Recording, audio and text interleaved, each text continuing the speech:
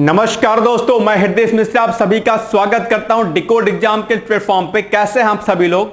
I hope आप सभी लोग अच्छे होंगे और अपनी पढ़ाई को बहुत ही बेहतर ढंग से कर रहे होंगे।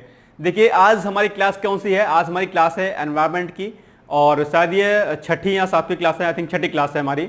इसके पहले हमने कई लेक्चर्स और लिए हैं, उसको आप लोग देख लीजिएगा। और आज की भी क्लास आपके लिए बहुत ही महत्वपूर्ण है। 1 से 2 प्रश्न 3 प्रश्न यहां से आपको आपके एग्जाम में आएंगे।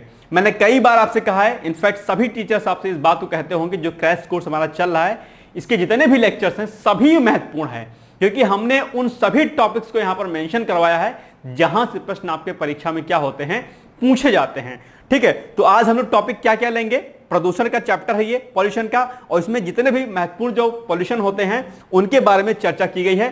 टॉपिक्स कौन कौन से आइए हम लोग देखते हैं। पहले फटाफट टॉपिक्स हमारे हैं पर्यावरणीय प्रदूषण, फिर उसके अलावा वायु प्रदूषकों के जो स्रोत एवं प्रभाव हैं, क्या है अम्ल वर्षा, यानी कि जिसको हम लोग क्या बोलते हैं, हम लोग इसको एसिड रेन भी बोलते हैं, इसको हम लोग देखेंगे क्या बोलते हैं, इसको एसिड रेन। इसके अलावा जल प्रदूषण, जल प्रदूषण के स्रोत क्या है, जल प्रदूषण का कारण क्या है, ध्वनि प्रदूषण ये भी इंपॉर्टेंट है, प्लास्टिक प्रदूषण, रेडियोधर्मी प्रदूषण, इसके अलावा अपशिष्ट प्रदूषण, ई अपशिष्ट यानी जिसको हम लोग ई वेस्ट कहते हैं।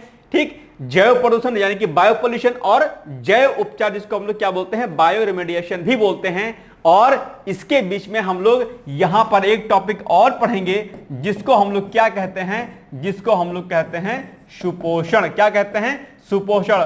और इंग्लिश में क्या बोलते हैं इसको? यूट्रोफिकेशन बोलते हैं, जहां से एक प्रश्न आपके एग्जाम में अक्सर पूछा जाता है। तो इन सभी टॉपिक्स पर हम लोग चर्चा करेंगे और देखेंगे कैसे कैसे प्रश्न आपके एग्जाम में पूछे जाते हैं। लेक्चर दरअसल बहुत इंपॉर्टेंट है और लेक्चर को आप लोग देखें इसके पहले आप लोग से रिक्वेस्ट है कि प्लीज वीडियो को शेयर कर दें। इसके पहले क्लास हमने ISFR रिपोर्ट की ली थी, जिसमें बाघ गणना रिपोर्ट थी और 1-2 नेशनल पार्कों के बारे में हमने आपसे बताया था। इसमें कुछ चीजें हमने मेंशन करवाई थी। वो लेक्चर ऐसा था जिसमें आपको रट्टाफिकेशन था, समझाने वाला चीज उसमें कुछ नहीं था। तो अनवांटेड कमेंट मत करिएगा। अगर लेक्चर नहीं लगता है, अच्छा लगता है तो अब आगे बढ़ जाइए, लेकिन जो है अनवांटेड कमेंट से करने से बचिए। ठीक है, ये एक सभ्य जो स्टूडेंट्स की इंसानी नहीं होती है, ऐसे मुझे आपसे होप है। ठीक है, तो ध्यान रखिएगा, जहां पर आपको लगता है कि समझाना चाहिए वहां पर समझाया जाता है। इकोनॉमिक्स की आप क्लास देख ले, वहां पर आपको समझाया गया है। एनवायरमेंट की सारी क्लासेस में आपको समझाया गया है। लेकिन अगर आपसे कोई कहे कि ये नेशनल पार्क यहां पर पाया जाता है, बाघ गणना रिपोर्ट के अनुसार इतने बाघ आपके यहां पर पाए जाते हैं, इसमें कुछ समझाने वाली ऐसी चीज होती नहीं है। जो रट्टाफिकेशन वाली चीजें हैं, आपको रट्टाफिकेशन करना पड़ेगा। प्रीलिम्स समझने का फेर नहीं है, प्रीलिम्स जो है अधिकतर क्या है, रट्टाफिकेशन का है। ध्यान रखिएगा इस बात को। ठीक है, तो जहां लगेगा कि समझाना आपको समझाया जाएगा, जहां लगेगा कि हाँ ये इंपॉर्टेंट फैक्ट है आपको याद करना है, वो बता दिया जाएगा। आपको काम जो है याद करना है, का जबरदस्ती जो है ज्ञान नहीं अपनी तरफ से निकालना है। ठीक है, ज्ञान का प्रयोग करिएगा सर्विस के बाद। चलिए आते हैं फटाफट बात करते हैं पर्यावरणीय प्रदूषण के बारे में। प्रदूषण के बारे में निश्चित तौर पर आप सभी लोग परिचित होंगे, सभी लोग जानते होंगे प्रदूषण के बारे में।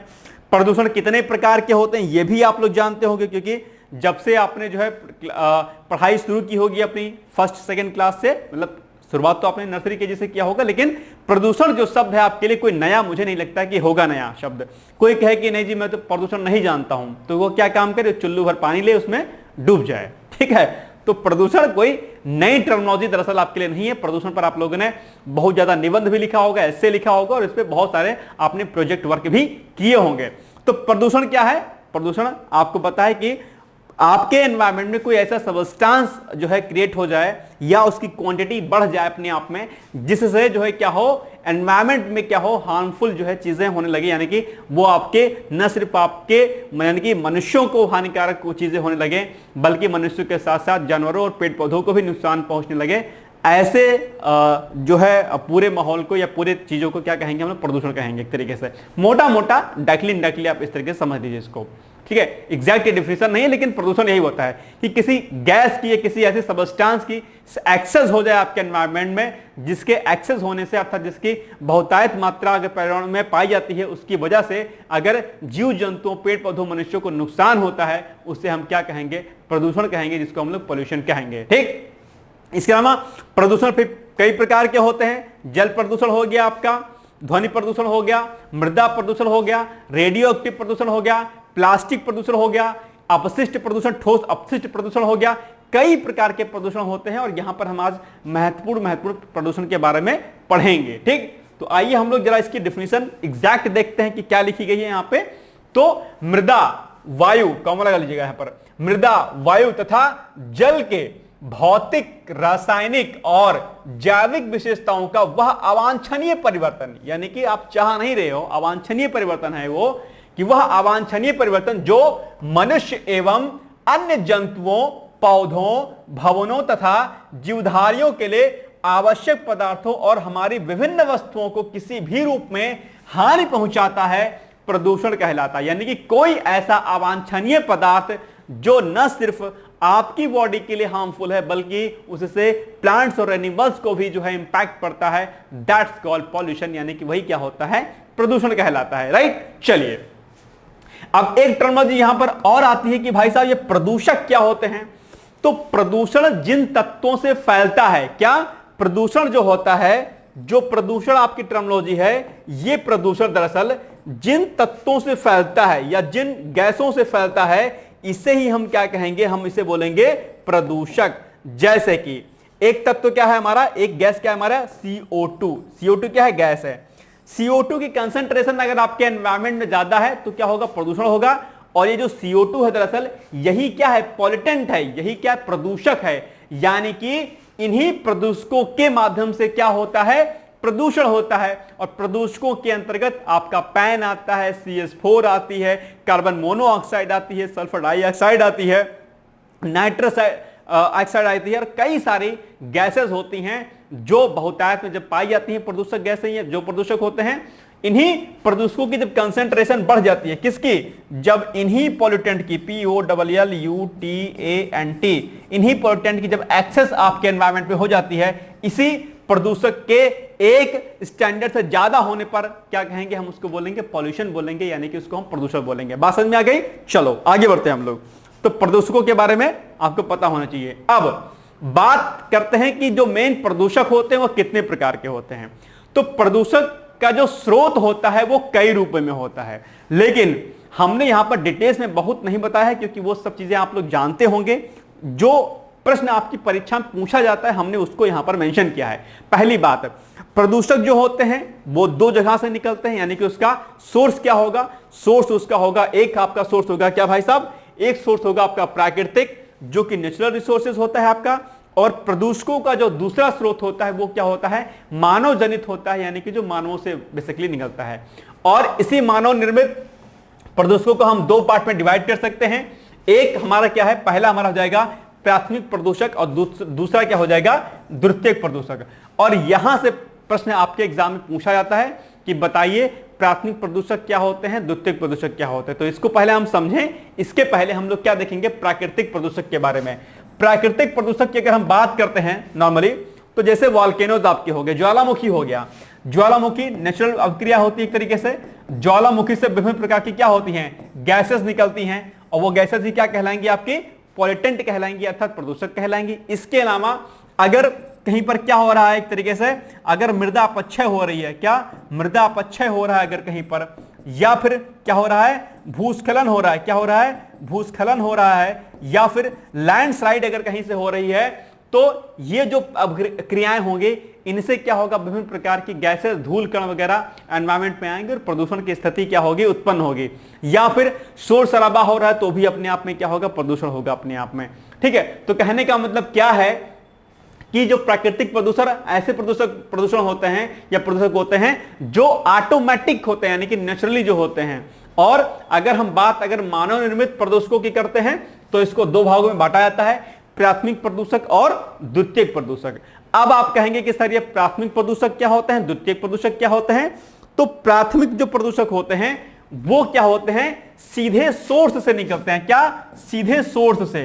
कहां से, सीधे सोर्स से। जैसे आपकी कोई इंडस्ट्री हो गई, क्या आपकी कोई पर्टिकुलर इंडस्ट्री है या कोई इंडस्ट्री लगी हुई है और इस इंडस्ट्री से एक गैस निकली, माना कि क्या निकली, CO2। सीधे यहां से इस गैस चिमनी से, इसकी चिमनी से गैस निकली कौन सी, CO2। या यहां से निकली आपकी क्या, यहां से आपको निकली CO, कार्बन मोनोऑक्साइड। यानी कि प्राथमिक प्रदूषक वह प्रदूषक होते हैं जो सीधे स्रोत से निकलते हैं, यानी कि वो क्या कहलाएंगे, प्राइमरी पॉल्यूटेंट, अर्थात वो प्राथमिक प्रदूषक कहलाएंगे। एक बात एग्जांपल के लिए आपका क्या है, CO2 जिसको कार्बन मोनोऑक्साइड कहते हैं, सॉरी कार्बन डाइऑक्साइड कहते हैं, और CO जिसको हम लोग क्या बोलते हैं, कार्बन मोनोऑक्साइड कहते हैं। और कार्बन मोनोऑक्साइड के बारे में आपके एग्जाम में प्रश्न पूछा जाता है, ठीक है। आप लोग को पता होगा कार्बन हीमोग्लोबिन क्या कहते हैं, हीमोग्लोबिन में ऑक्सीजन की वहन क्षमता को कम कर देता है, कौन, कार्बन मोनोऑक्साइड। आपके एग्जाम में बायो वाले सेक्शन में भाई साहब ये पूछा जाता है, ठीक। तो इसको, और दम घोटू गैस भी कार्बन मोनोऑक्साइड को कहते हैं, ये भी आपको ध्यान रखना है। तो ये प्राथमिक प्रदूषक हो गए, यानी कि सीधे जो सोर्स से निकलते हैं। दूसरा, द्वितीयक प्रदूषक क्या होते हैं?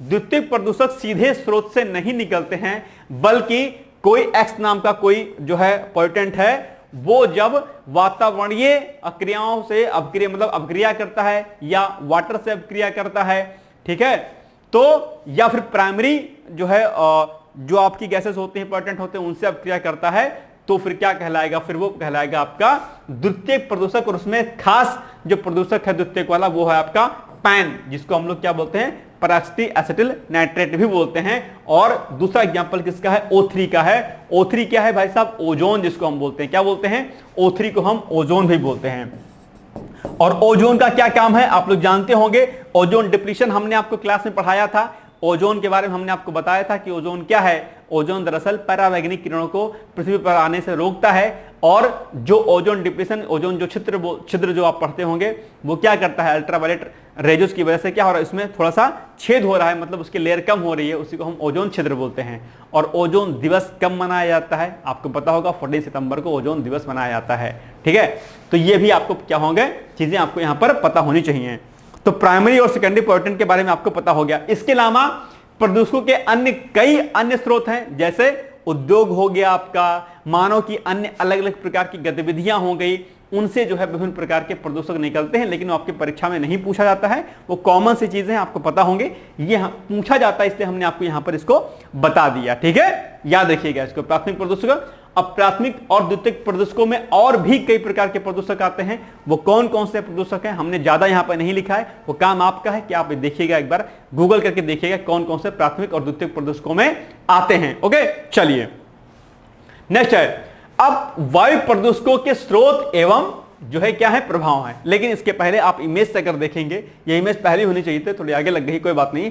प्राइमरी पॉल्यूटेंट्स यहां पर दिए गए हैं कि प्राइमरी जो पॉल्यूटेंट्स है वो कहां कहां से निकल रहे हैं। तो नीचे देखो, यहां पर जो है क्या लिखा है, आपके चीजें दे रखी हैं। व्हीकल्स से आपके जो है क्या क्या निकल रहा है आपका, ठीक है। पार्टिकुलेट मैटर्स है आपका, नाइट्रिक ऑक्साइड है आपका, कार्बन मोनोऑक्साइड है आपका, सल्फर डाइऑक्साइड है आपका, अमोनिया है, ये सब क्या है, प्राइमरी पॉल्यूटेंट के अंतर्गत चीजें जो है आपकी यहां पर आती हैं। इसके अलावा सेकेंडरी पॉल्यूटेंट में सल्फर डाइऑक्साइड हो गया आपका, H2O2 हो गया, O3 हो गया आपका, ठीक है। और कई सारी चीजें जो है यहां पर आपके दिखाई देती हैं, जो कि सेकेंडरी पॉल्यूटेंट के अंतर्गत आती हैं, ठीक है।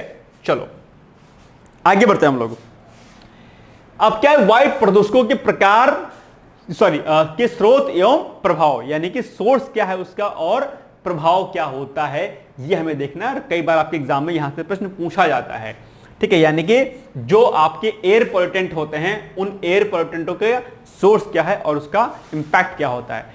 पहले क्या है, कार्बन के यौगिक, जिसमें कार्बन यौगिकों में आपका CO2 आता है और कार्बन मोनोऑक्साइड आता है, ये कार्बन के यौगिक हैं।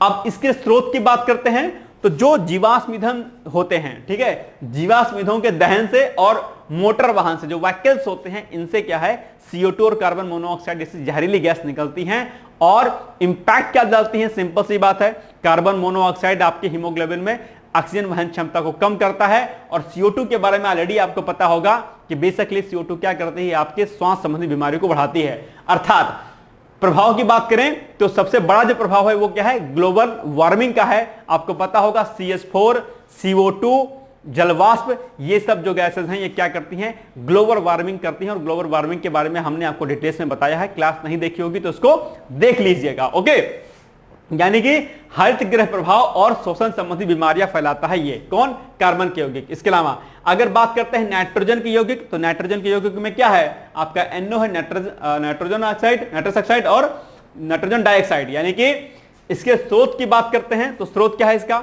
वायुमंडलीय अभिक्रिया है, खनिज तेल एवं कोयले के दहन से दरअसल नाइट्रोजन के जो यौगिक होते हैं, यानी कि जो उसके वो होते हैं एलिमेंट्स, वो निकलते हैं।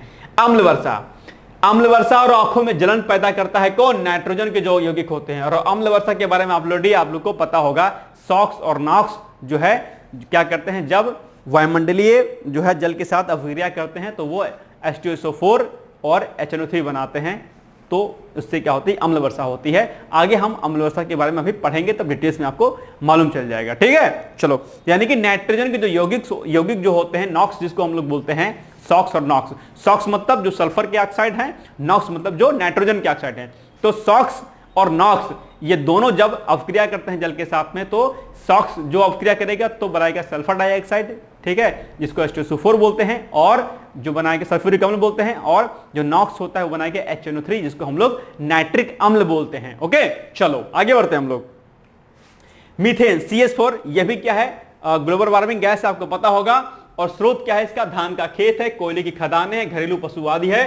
प्रभाव, हरित गृह प्रभाव ये भी करती है, पता होगा आपको। सीसा क्या करता है, सीसा जस्ता की खानों से निकलता है और मस्तिष्क संबंधी बीमारियां और लकवा हो जाता है। किससे, सीसा नामक पॉल्यूटेंट अगर आपके एनवायरमेंट में प्रेजेंट है तो जो है क्या होगा, मस्तिष्क संबंधी बीमारी आपकी हो जाएंगी। सीसा बहुत हार्मफुल होता है। और इसके अलावा लकवा, जिसको हम लोग पैरालिसिस भी बोलते हैं, पैरालाइज भी बोलते हैं, इंसान हो जाता है, तो लकवा भी जो है दरअसल सीसा से ही होता है, याद रखिएगा।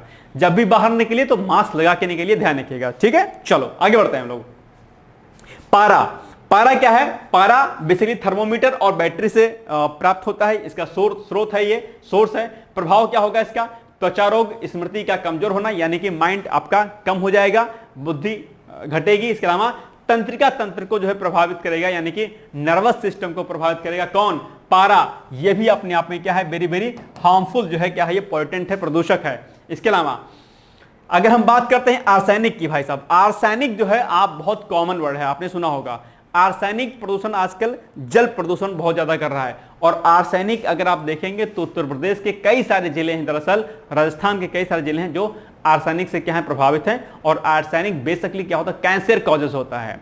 आर्सेनिक जो है उत्तर प्रदेश की अगर हम बात करें तो डिस्ट्रिक्ट बहराइच आपका हो गया, गोंडा का कुछ एरिया होगा, इसके अलावा कुछ एरिया पूर्वी उत्तर प्रदेश का है, वहां पर आर्सेनिक की मात्रा पाई जा रही है। इसके अलावा कुछ एरिया और है जहां पर, जैसे पश्चिमी उत्तर प्रदेश, वहां पर भी आर्सेनिक पाया जाता है, ठीक है। तो स्रोत क्या है इसका, स्रोत है भाई साहब जैव ईंधन का जलना, कृषि रसायन और खनिज जो संसाधन होते हैं, संशोधन नहीं होगा, संसाधन होगा, संसाधन।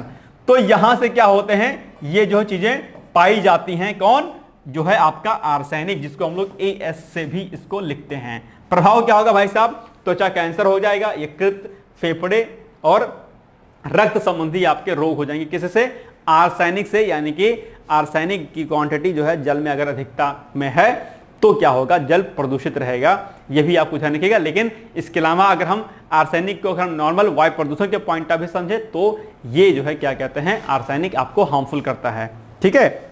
चलो, इसके अलावा फ्लाई एश, अक्सर आपके एग्जाम में फ्लाई एश पूछता है। और फ्लाई एश क्या होता है, किस प्रकार से जो है चीजों को इंपैक्ट करता है, ये आपके मुख्य परीक्षा के लिए भी इंपॉर्टेंट है, तो फ्लाई एश को समझिएगा। और फ्लाई एश क्या होता है बेसिकली, स्रोत क्या है इसका, फ्लाई एश का कोयले के दहन से। आप लोग देखे होंगे कभी कभी छोटे छोटे पार्टिकल्स जो है उड़ते रहते हैं ऊपर की तरफ, वो फ्लाई एश होता है, कोयले के दहन से होता है, कुछ अन्य गतिविधियों से होता है। प्रभाव क्या होगा इसका, प्रभाव होगा इसका श्वसन संबंधी रोग, पौधों की पत्तियों पर जमा होकर प्रकाश संश्लेषण को बाधित कर देता है।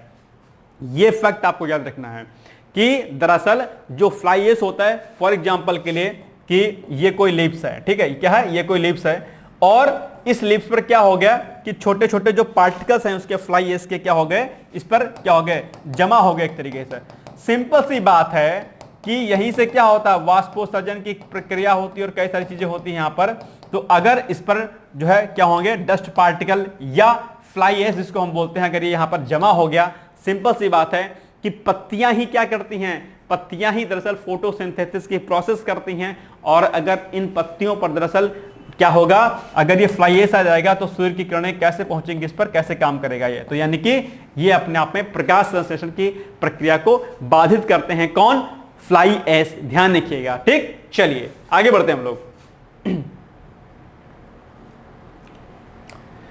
अब कुछ फैक्ट हम लोग देख लेते हैं फटाफट। फैक्ट में क्या आएगा, फैक्ट में आएगा भाई साहब कि जो आपका ये क्या है, सिलिका है, सिलिका से सिलिकोसिस नामक रोग होता है। कई बार आपके एग्जाम में पूछा गया कि सिलिका से कौन सी बीमारी होती है, आप कहेंगे सिलिका से बेसिकली सिलिकोसिस नामक बीमारी होती है। इसके अलावा वायु प्रदूषक का संकेतक पौधा कौन सा है, लाइकेन्स। लाइकेंस देखो क्या कहता है, जो है एयर पोल्यूशन को बताता है कि एयर पोल्यूशन की मात्रा कितनी है, क्या कैसे है। लाइकेंस कई बार आपके एग्जाम में प्रश्न पूछा है, ये वाला फैक्ट भी पूछा है आपको एग्जाम में, और ये वाला फैक्ट भी आपके एग्जाम पूछा है। और अभी हमने आपको बताया था कि दम घोटू गैस किसे किसे कहते हैं, तो दम घोटू गैस बेसिकली कार्बन मोनोऑक्साइड को कहा जाता है। बेसिकली आपके ऑप्शंस में ये CO आएगा, अगर आएगा तो ठीक है। तो ये 3 फैक्ट आपके लिए इंपॉर्टेंट है। नेक्स्ट है, अब बात करते हैं हम लोग अम्ल वर्षा, जिसको हम लोग एसिड रेन कहते हैं। और अगर आप मुख्य परीक्षा लिखेंगे तो वहां पर बेसिकली क्या होगा, एसिड रेन के बारे में आपसे शॉर्ट नोट्स में पूछ लेगा। और कई बार इंटरव्यू में भी पूछा गया है कि बताइए जो है क्या कहते हैं एसिड रेन क्या होती है। और इंटरव्यू में मेरे एक दोस्त है मेरा, और उससे तो बहुत छोटी छोटी चीजें पूछी गई थी, उससे आपसे भी पूछी जा सकती है। इसलिए ध्यान रखना कि जब प्रीलिम्स की तैयारी करो तो इंपॉर्टेंट जो फैक्ट होते हैं उसको आपको रेडी करना होता है। जैसे मेरे फ्रेंड से पूछा गया था कि एसिड रेन क्या होता है, उसका ज्योग्राफी ऑप्शनल था उसमें पीसीएस में, अब तो नहीं है ऑप्शनल। तो और इसके सामने क्या पूछा गया था, उससे पूछा गया था कि बताइए ज्वार और भाटा क्या होता है। बताइए कितना कॉमन सा वर्ड है ज्वार और भाटा, और बहुत ही एग्जैक्ट डेफिनेशन उससे पूछी गई थी, जो कि आप लोग कॉमन पढ़ते होंगे, उससे वो एक्सपेक्ट नहीं कर रहे थे एग्जामिनर। ज्वार और भाटा की अच्छी डेफिनेशन उससे चाहते थे, ठीक है। तो इस प्रकार के प्रश्न भी अक्सर आपके एग्जाम में पूछ सकता है। इसलिए जो छोटी छोटी जो टर्मिनोलॉजी होती है, यूट्रिफिकेशन हो गया, एसिड रेन हो गया, ज्वार भाटा हो गया, भूकंप हो गया, ज्वालामुखी हो गया, ये सब बायोक्यूमुलेशन हो गया, बायोरेमेडिएशन हो गया, ठीक है। ये सब चीजें आपके एग्जाम, ये सब करंट की टॉपिक्स होते हैं, ये सब एनवायरमेंट के टॉपिक्स हैं, ये आपको पता होना चाहिए। सरकार इस पर बहुत पैसा फेंकती है, आपको चीजें ये सब पता होनी चाहिए, ठीक है। तो क्या होती है भाई साहब ये अम्ल वर्षा? अम्ल वर्षा, अब नाम से ये आपको पता होगा कि अम्ल वर्षा, इसका मतलब एक तो नॉर्मल वर्षा होती है। अम्ल वर्षा का मतलब कि सिंपल सी बात है, ऐसी वर्षा जिस वर्षा में, जिस प्रेसिपिटेशन में अम्ल की, एसिड की मात्रा होगी, वही अम्ल वर्षा होगी, सिंपल सी बात है। लेकिन ये होता क्यों है? होता इसलिए है क्योंकि प्रदूषण बहुत फैल रहा है, और प्रदूषण के कारण ही क्या होगा, जो सॉक्स और नॉक्स होते हैं, जिसको हम लोग सल्फर के ऑक्साइड और नाइट्रोजन के ऑक्साइड कहते हैं, यही जब वायुमंडलीय बादल के जल के साथ जब ये अभिक्रिया करते हैं, तो यही जो आपका क्या होता है, आप यहां पर देख पा रहे होंगे, यही जो SO2 होता है, सल्फर डाइऑक्साइड, ये बादल जल के साथ क्रिया करके H2SO4 अर्थात सल्फ्यूरिक एसिड बनाएगा, और नॉक्स यानी कि जो नाइट्रोजन के ऑक्साइड्स होंगे वो जल के साथ क्रिया करके HNO3 अर्थात नाइट्रिक एसिड बनाएंगे। क्या बनाएंगे? Nitric acid. और यही H2SO4 और HNO3 जल के साथ जो है मिलकर के पृथ्वी पर गिरेंगे। दैट्स कॉल्ड एसिड रेन, यानी कि इसको हम क्या बोलेंगे, इसी को बोलेंगे हम लोग क्या, अम्ल वर्षा। क्या आपको बात समझ में नहीं आई भाई साहब? जैसे कि यहां पे क्या लिखा है, यहां पे लिखा है SO2, और अगर ये क्या करेगी, अभिक्रिया करेगी किसके साथ में, माना कि वाटर के साथ ये अभिक्रिया कर रही है, ठीक, अभिक्रिया करेगी तो क्या बनाएगी, ये बनाएगी H2SO4, और जो आपके नॉक्स हैं, ठीक है, ये जब अभिक्रिया करेगी वाटर के साथ में, यानी कि H2O के साथ, लिखिए इसको, H2O के साथ जब ये अभिक्रिया करेगी तो ये बनाएगी HNO3। HNO3 क्या है? नाइट्रिक अम्ल। दोनों क्या है? हार्मफुल है, यानी कि अपने आप में क्या है, अम्ल है। H2SO4 आप लोगों ने प्रयोगशाला में इसका इस्तेमाल किया होगा, H2SO4 का। HNO3 का भी आपने इस्तेमाल किया होगा, आपको पता होगा ये क्या अपने आप में एसिड हैं, और यही H2SO4 HNO3 वर्षा के जल के साथ आते हैं, जब गिरते हैं तो इसी को हम लोग क्या बोलेंगे, इसी को बोलेंगे हम लोग एसिड रेन बोलेंगे। जैसा कि यहां पर आप लोग इमेज के माध्यम से देख रहे होंगे, जो चिमनी वगैरह है भाई, SO2 कहां से निकलेगा, प्रदूषण हो रहा है तो इंडस्ट्री से क्या निकलेगा, इंडस्ट्री से ही निकलेगा आपका सल्फर डाइऑक्साइड, नाइट्रोजन के ऑक्साइड, ठीक है। यही सल्फर और नाइट्रोजन के ऑक्साइड जब वातावरण में जाएंगे तो ये जल के साथ अभिक्रिया करेंगे, और जब यही सल्फर के ऑक्साइड जब जल के साथ अभिक्रिया करेंगे तो H2SO4 अर्थात सल्फ्यूरिक एसिड बनेगा, और यही NO2 जो कि इंडस्ट्री से निकला है, जब ये जल के साथ अभिक्रिया करेगा तो ये HNO3 बनाएगा अर्थात नाइट्रिक एसिड बनाएगा, नाइट्रिक अम्ल बनाएगा। और यही H2SO4 और HNO3 जब बारिश होगी तो उसी वर्षा के जल के साथ मिलकर के जमीन पर गिरेगा, उसी को क्या बोलेंगे, उसी को बोलेंगे हम लोग एसिड रेन बोलेंगे। क्या बताइए आप लोग को ये समझ में नहीं आया? आ गया होगा। और यही एसिड रेन जब पृथ्वी पर आती है तो जो आपके क्रॉप्स होते हैं, क्या, जो आपके क्रॉप्स होते हैं, जो फसलें होती हैं, उन पर जब ये गिरता है तो क्या करता है, जो भी आपकी फसल होंगी, क्या, जो भी फसल आपकी लगी होंगी, उन फसलों पर जब ये बारिश होती है एसिड रेन की, तो वो फसलें क्या होती हैं, झुलस जाती हैं, उनको नुकसान होता है। इसके अलावा एसिड रेन से जो है त्वचा संबंधी कैंसर हो जाते हैं, मनुष्यों को भी नुकसान पहुंचाता है, जंतुओं को भी जो है हानि पहुंचाता है। और एसिड रेन जो है क्या करता है, एसिड रेन जो व्हाइट जो संगमरमर होता है, पत्थर होता है, उस पर जब पड़ता है तो उसके कलर को, व्हाइट को जो है खराब कर देता है, ब्लैक कर देता है, यानी कि आपके इमारतों को भी नुकसान पहुंचाता है। एसिड रेन न सिर्फ मनुष्य और जंतु को नुकसान पहुंचाता है, फसलों को नुकसान पहुंचाता है, बल्कि जो बिल्डिंग्स होती हैं उनको भी नुकसान पहुंचाता है। कौन? आपका acid rain. Acid rain simple सी बात है, क्योंकि वो एसिडिक होगा, और आपने कहीं देखा होगा, कहीं पर अगर आपने एसिड डाल दिया होगा तो क्या होता है, एकदम क्लीन हो जाता है एकदम वो चीज।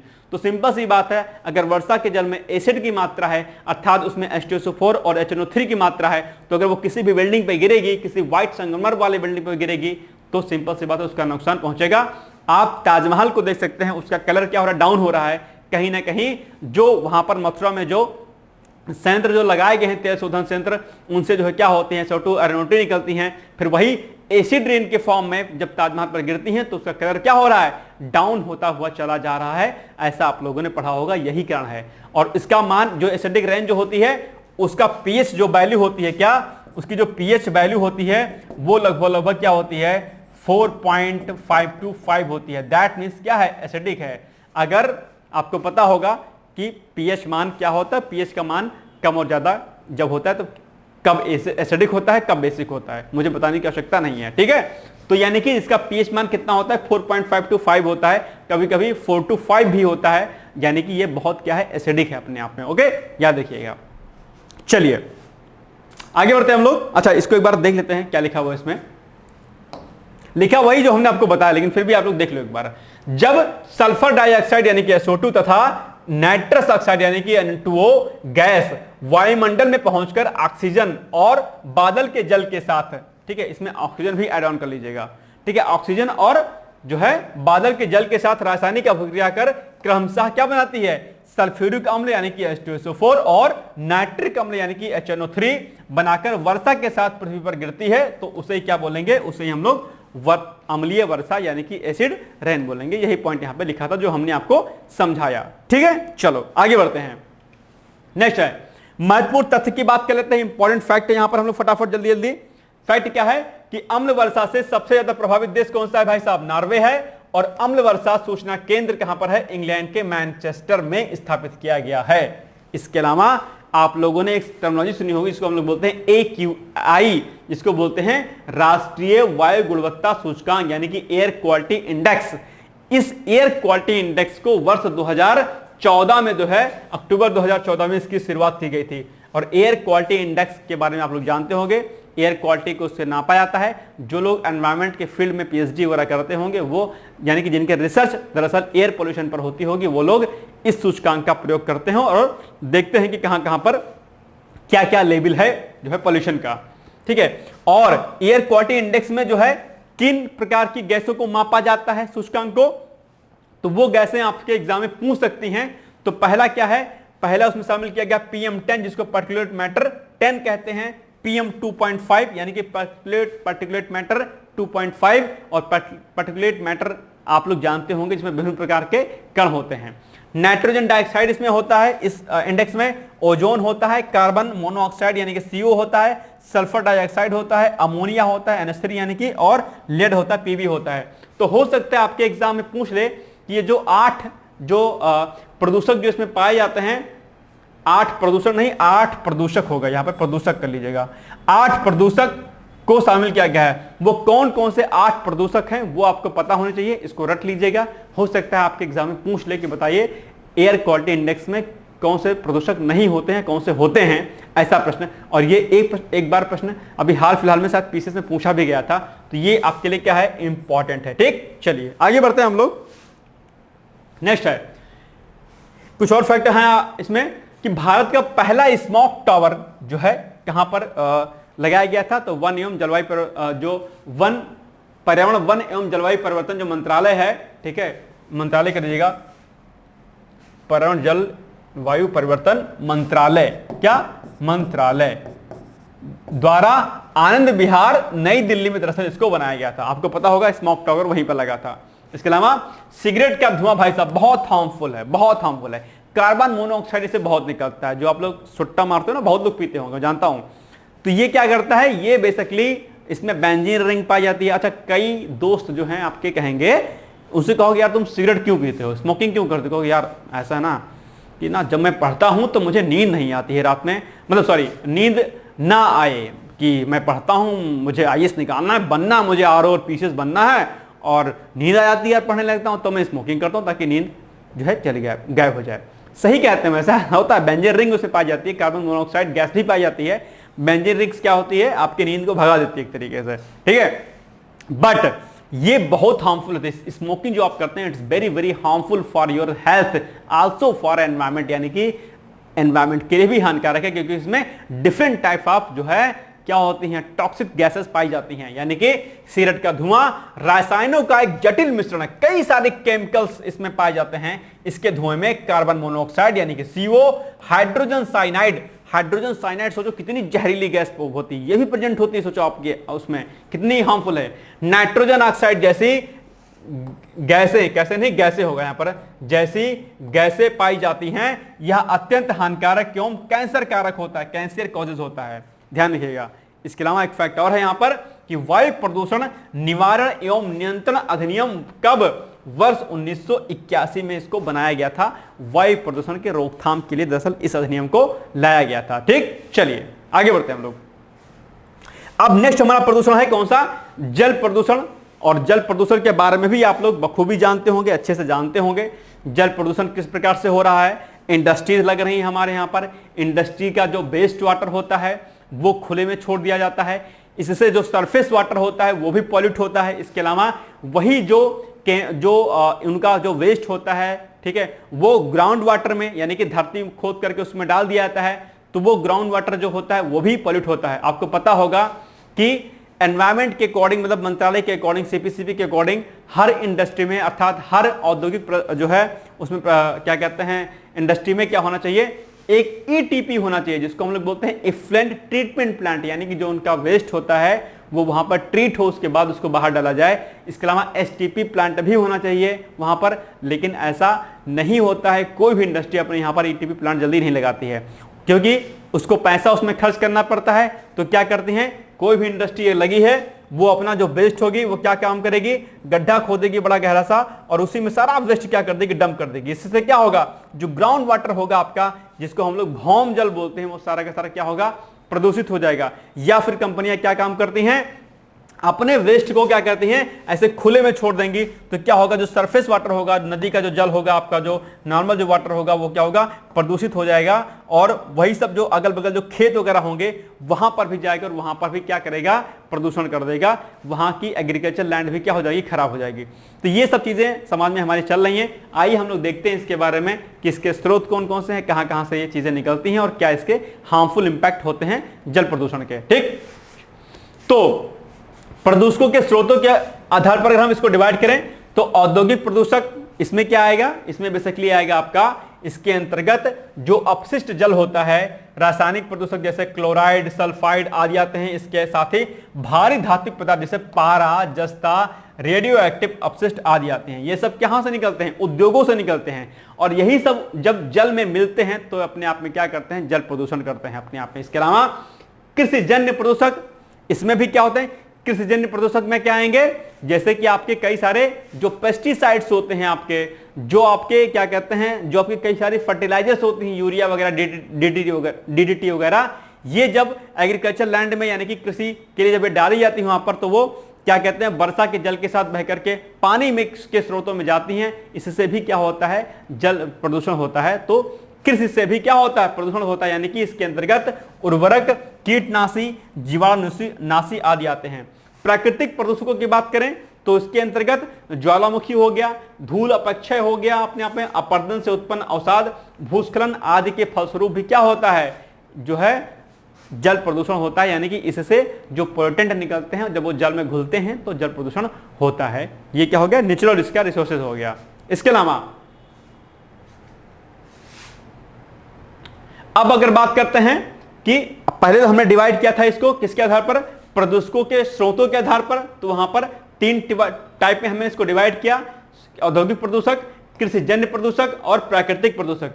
अब इसी प्रदूषक को अगर हम भौतिक तथा रासायनिक गुणों के आधार पर डिवाइड करेंगे तो हो जाएगा आपका भौतिक प्रदूषक, रासायनिक प्रदूषक, ठीक है। और लास्ट में तीसरा नंबर आएगा आपका विगलनता यानी कि डिग्रेडेबिलिटी के अकॉर्डिंग।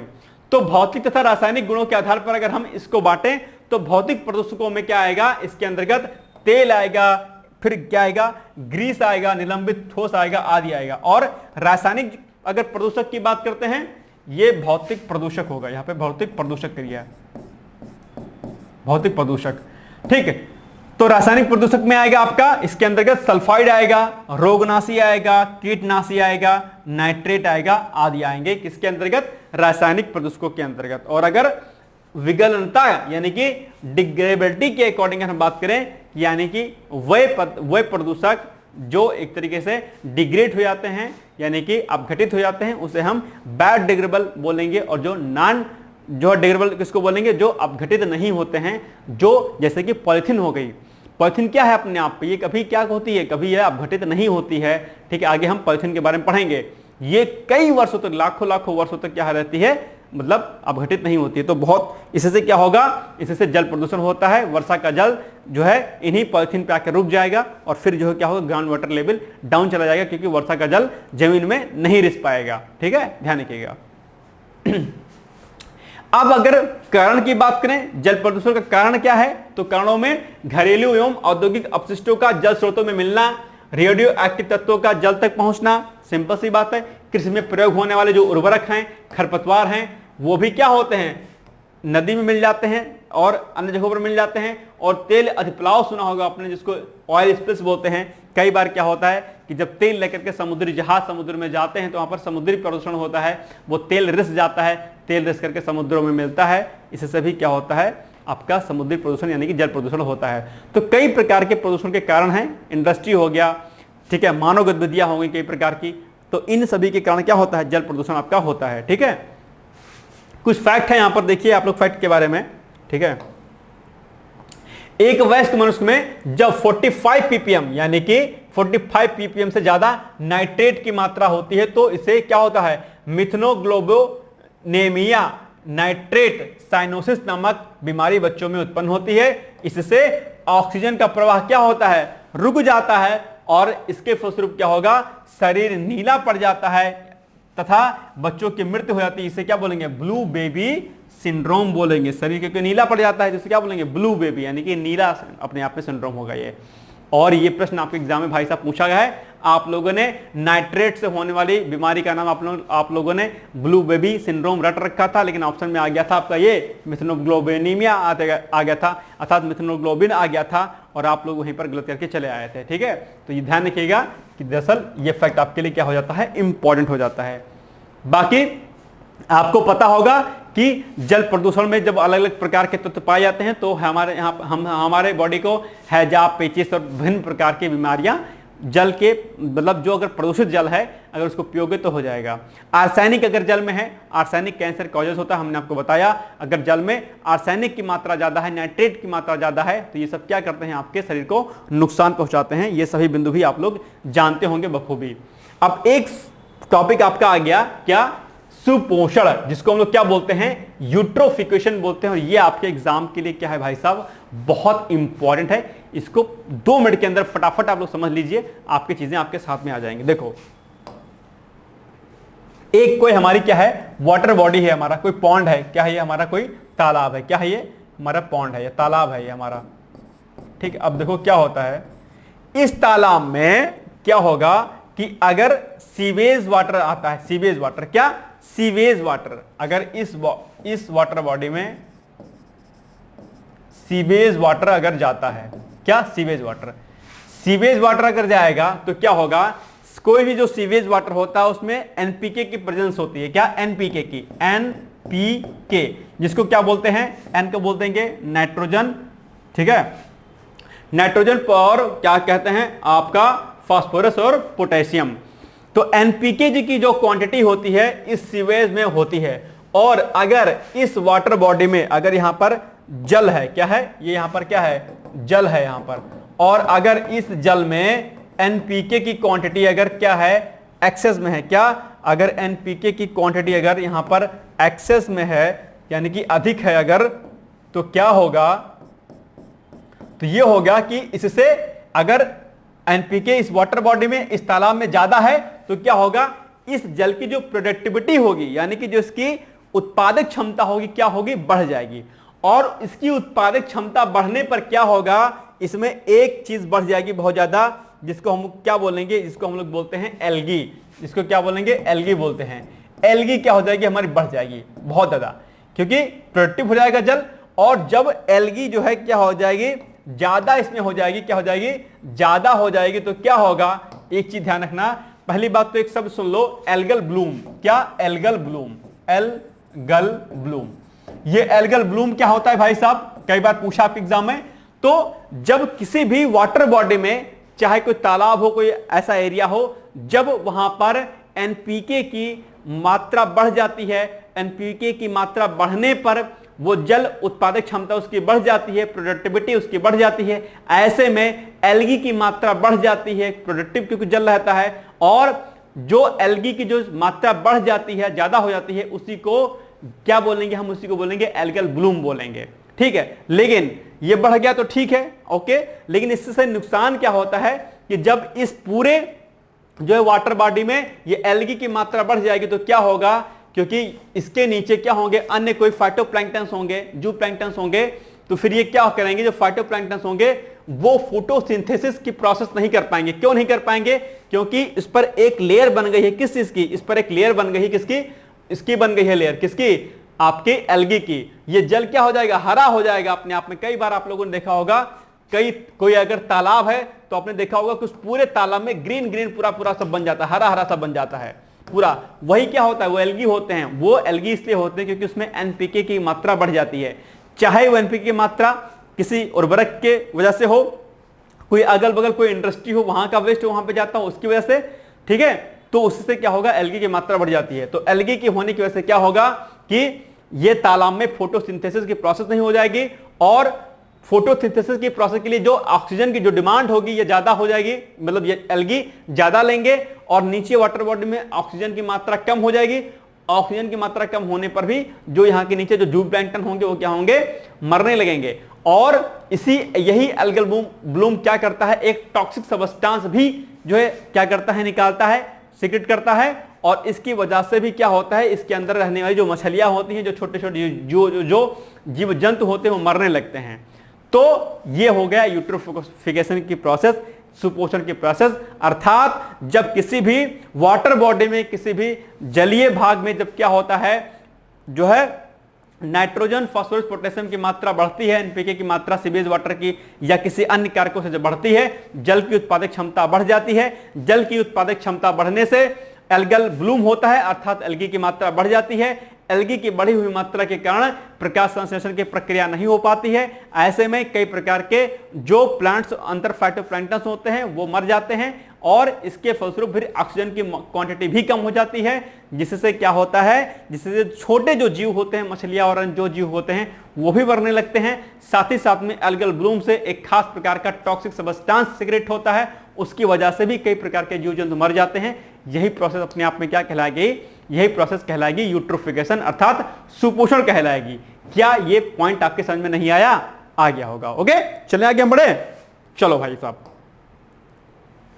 जब जल में जैविक तथा अजैविक दोनों प्रकार के पोषक तत्वों की में वृद्धि हो जाती है, तो इस प्रक्रिया को क्या बोलेंगे, सुपोषण कहते हैं, जो कि हमने आपको समझा दिया। मुझे नहीं लगता कि इसमें कुछ ज्यादा समझाने की आवश्यकता आपको थी, ठीक है। चले आगे बढ़े हम लोग, चलो भाई साहब। देखो सुपोषण क्या होता है ना, प्री के लिए भी इंपॉर्टेंट है आपके, और मेंस के लिए भी इंपॉर्टेंट है। यानी कि प्री परीक्षा में ही पूछा जाता है सुपोषण, और आपके मुख्य परीक्षा में ही पूछा जाता है क्या, सुपोषण आपका, ठीक है। चलो आगे बढ़ते हैं हम लोग। नेक्स्ट है, अब जल प्रदूषण से संबंधित कुछ फैक्ट हैं, वो भी आप लोग देख लीजिए। आपके एग्जाम पूछा जाता है कि अपने प्रदूषण के कारण जैविक मरुस्थल जानने वाली नदी, इसको बोलिए, कर लीजिएगा, जानने वाली नदी। जानने वाली नदी कौन सी है, दामोदर है, ठीक है, क्योंकि उसमें क्या हो गया है, काफी ज्यादा पॉल्यूशन हो गया है, तो वो जैविक मरुस्थल का रूप उसे दिया गया है। उत्तर प्रदेश की वह नदी जो पर्यावरण प्रदूषण के कारण जैविक आपदा घोषित की गई है, वह नदी कौन सी है, गोमती नदी है, ध्यान रखिएगा, यह फैक्ट भी आपके लिए इंपॉर्टेंट है। इसके अलावा भूमिगत जल को दूषित करने वाले अजैविक प्रदूषक आर्सेनिक और क्या हैं, फ्लोराइड हैं। ये बहुत हार्मफुल हैं। फ्लोराइड और आर्सेनिक जो है अपने आप में वेरी वेरी हार्मफुल जो है एलिमेंट्स हैं आपके वाटर को पोल्यूट करने के लिए। इसके अलावा आर्सेनिक से ब्लैक फुट रोग और कैंसर भी हो जाता है, याद रखिएगा इस पॉइंट को भी आप लोग। ओके चलो, इसके अलावा कैडमियम से दरअसल क्या होता है, इटाई रोग होता है। और जो हमने करंट अफेयर्स आपको कराया था उसमें हमने ये प्रश्न भी आपसे पूछा था कि बताइए इटाई रोग किस तत्व से होता है, किस चीज से होता है। आप लोगों ने सही उसका उत्तर दिया था और ये प्रश्न आपके एग्जाम में कई बार पूछा गया है तो इंपॉर्टेंट भी है। इसके अलावा पारा से मिनी माता रोग होता है। ये दोनों फैक्ट आपके एग्जाम में कई बार पूछा जाता है और कई बार आप लोग कंफ्यूज भी हो जाते हैं, इसलिए इसको ध्यान रखना। इसके अलावा गंगा को प्रदूषण से मुक्त करने के लिए नमामि गंगे प्रोजेक्ट लाया गया था। कब लाया गया था, वर्ष 2014 में लाया गया था, ध्यान रखिएगा। और इसी के माध्यम से हर शहर में कई जो है एसटीपी प्लांट की बात कही गई थी और ईटीपी प्लांट भी बनाए गए थे। अब कई जगह पर जब पहले कई सारे एसटीपी प्लांट होते थे। एसटीपी प्लांट क्या होता है, एसटीपी प्लांट इसको बोलते हैं sewage treatment plant. STP plant है, ये हर शहरों में होते हैं। ये क्या करते हैं, जो आपका सीवेज वाटर होता है उसको ये ट्रीट करते हैं, ट्रीटमेंट उसका करते हैं और फिर उसी ट्रीट किए गए वाटर को हम लोग इरिगेशन में अर्थात कृषि में उसका यूज करते हैं। और कई बार इसको जब हम काफी अच्छे हद तक इसको शुद्ध कर लेते हैं तो कई बार इसी सीवेज वाटर को ड्रिंकिंग वाटर के रूप में भी जो है इस्तेमाल किया जाता है। बड़े शहरों में जो आप लोग नलकिस के माध्यम से जो पानी पीते हैं वो सीवेज वाटर ही होता है। कई बार ऐसा होता है जब वो काफी ज्यादा प्यूरिफाई हो जाता है तो, ठीक है, ध्यान रखिएगा भाई साहब पानी कौन सा पीते हो आप लोग, ठीक है याद रखिएगा। चलो, बाकी मोस्टली इंडिया में सीवेज जो ट्रीटमेंट इसका किया जाता है वो वाटर बेसिकली इरिगेशन के लिए इस्तेमाल किया जाता है मोस्टली। अब आगे हम बात करते हैं ध्वनि प्रदूषण की। ध्वनि प्रदूषण में कुछ खास नहीं आपको समझना है, इसमें कुछ फैक्ट हैं जो आपको याद रखने हैं। और ध्वनि प्रदूषण आप लोग को पता होगा, जब जो खास जो एक ध्वनि होती है, जब वो ध्वनि एक खास वॉल्यूम में होती है, खास डेसिबल में होती है, क्योंकि ध्वनि को किस में मापते हैं, डेसिबल में। तो ध्वनि की अगर कोई साउंड अगर है, क्या है, कोई साउंड है, अगर वो साउंड अगर एवरेज फॉर्म में है, ठीक है, इसमें एवरेज है, तो वो आपको क्या लगेगा, अच्छा लगेगा, ठीक है। कोई अच्छा सा गाना गा रहा है, कोई अच्छा सा कुछ कर रहा है तो अच्छा लगेगा आपको, साउंड आपको अच्छी लगेगी। लेकिन यही साउंड अगर उसका जो डेसिबल है, ठीक है, जो मात्रा है वो क्या हो रही है, बढ़ रही है, तो जब ये बढ़ जाएगी साउंड की मात्रा तो उसी को, और वो जब साउंड की मात्रा बढ़ेगी तो आपके कानों को चुभेगी, आपको बहुत खराब लगेगा, गंदा लगेगा, उसी को क्या बोलेंगे हम, उसी को बोलेंगे हम लोग ध्वनि प्रदूषण, ठीक है। क्या बोलेंगे, ध्वनि प्रदूषण, याद रखिएगा इसको, ठीक है। तो आइए हम लोग इसके बारे में देखते हैं। और फिर एक प्रश्न यहाँ पे पूछा जाता है कि बताओ जेट जो यान होते हैं उसका डेसिबल क्या होता है प्रदूषण का। फुसफुसाहट जो होती है, जो बातचीत करते हो आप लोग, उसकी एक शांत कमरे की जो ध्वनि प्रदूषण होता है वो कितना होता है, क्वांटिटी कितने डेसिबल की होती है। ऐसे प्रश्न आपके एग्जाम में पूछे जाते हैं, तो हम लोग आज देखेंगे फैक्ट को। परिभाषा की अगर बात करते हैं तो उच्च तीव्रता वाली ध्वनि अर्थात अवांछित शोर के कारण मानव वर्ग में उत्पन्न शांति एवं बेचैनी की दशा को, अशांति कर लीजिएगा, अशांति एवं बेचैनी की दशा को ध्वनि प्रदूषण कहा जाता है। यानी कि आप में इरिटेशन होगा, अशांति आएगी, चिड़चिड़ाहट आएगी आपके अंदर, यार क्या हो रहा है यार, बताओ मतलब कितना शोर हो रहा है। आप लोग कई बार बोलते हो यार, बहुत गुस्सा आती है, दैट्स कॉल्ड जो क्या, साउंड पोल्यूशन, यानी कि अपने आप में ध्वनि प्रदूषण उसको बोलते हैं, ठीक है। और ध्वनि के मापन की इकाई क्या है भाई साहब, डेसिबल है, यानी कि ध्वनि को हम किस में मापते हैं, डेसिबल में मापते हैं। ओके चलो, अब देखो यहां से ही प्रश्न आपके एग्जाम में पूछा जाता है, इस सारे फैक्ट को आपको रट लेना है, ठीक है। यहां एक तरफ लिखा है ध्वनि का स्रोत और एक तरफ लिखा है ध्वनि डेसिबल में। तो जो पत्तियों की सरसराहट होती है वो 20 डेसिबल की होती है, इससे ऊपर अगर होगा तो पोल्यूशन में काउंट होगा। फुसफुसाहट 30 डेसिबल में काउंट करते हैं, कमरे की ध्वनि को 40 डेसिबल में काउंट करते हैं, सामान्य बातचीत 30 से 60 डेसिबल, यानी कि अगर हम आप सामने बैठे हैं बातचीत कर रहे हैं तो वो उसका जो ध्वनि का मापन होगा वो कितने में होगा, 30 से 60 डेसिबल। जेट इंजन की आवाज जो होती है 140 डीबी की होती है डेसिबल की। जेट प्लेन जो होता है 150 डेसिबल का होता है। और रॉकेट इंजन बहुत पॉल्यूशन करता है, यानी कि इसका जो मापन है वो कितना है, 180 डेसिबल का, यानी कि 180 डेसिबल इसकी आवाज जो होती है इसकी मापी जाती है, ठीक है। तो अपने आप में बहुत ज्यादा है। चलो इसको रट लेना है, पूछा था आपके एग्जाम में भाई साहब, ठीक है। बैठे मत रहो भाई साहब, नोट कर लो, ठीक है, ध्यान रखना। चलो आगे बढ़ते हैं हम लोग।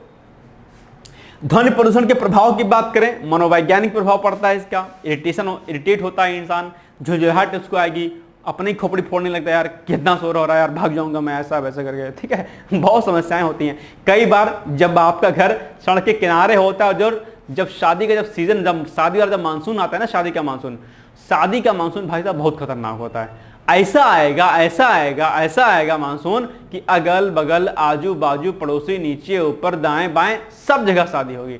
आप कहोगे यार मेरी तो हो नहीं रही है, प्रदूषण अलग से हो रहा है। आपकी इसलिए नहीं हो रही क्योंकि आपके पास जॉब नहीं है, जॉब कर लोगे भाई सब शादी हो जाएगी, ठीक। लड़कियां ऐसे नहीं मिलती हैं, सबको क्या चाहिए, गवर्नमेंट जॉब चाहिए, और वो मिलेगी मेहनत से। ऐसा नहीं है सबको चाहिए, लेकिन आज का जो समाज है, खासकर यूपी, बिहार और एमपी, राजस्थान का जो एरिया है, यहाँ पर दहेज और सरकारी नौकरी दो नुस्खे चलते हैं यहाँ के खतरनाक वाले। बट ना दहेज लेना, ठीक, और ना ही ऐसा करना कि मेहनत ना करना। तो मेहनत करना और शादी करना, तो दहेज मत लेना, डाउरी मत लेना, ठीक है। आप क्या हो, शॉपकीपर नहीं हो, व्यापारी नहीं हो, ठीक है, कि लड़की को बेचो और खरीदो। ना लेना ना देना, लेना भी पाप है दहेज, देना भी पाप है, ठीक है। चलो, ध्वनि प्रदूषण का प्रभाव, मनोवैज्ञानिक प्रभाव पड़ेगा, मैंने बताया आपको। श्रवण संबंधी प्रभाव पड़ेगा, जब 85 डेसिबल से 90 डेसिबल के स्तर से अधिक होता है आवाज, तो श्रवण क्षमता में कमी आ जाती है। यानी कि अगर नॉर्मली 60-70 डेसिबल से ऊपर अगर जाता है, 90 डेसिबल से अगर ऊपर जो है शोर होता है, तो वो आपके कानों के लिए हार्मफुल है, इससे आप बहरे हो सकते हैं, आपको सुनाई नहीं दे सकता है, ध्यान रखिएगा। और ये आपका हक है कि अगर आफ्टर 10 PM अगर आप ऐसा शोर शराबा होता है, रूल है, तो आप इसकी शिकायत कर सकते हैं पुलिस अधिकारी से। एसपी के पास ये अधिकार है कि उस ऐसे चीजों को वो रोक लगाए, ठीक है।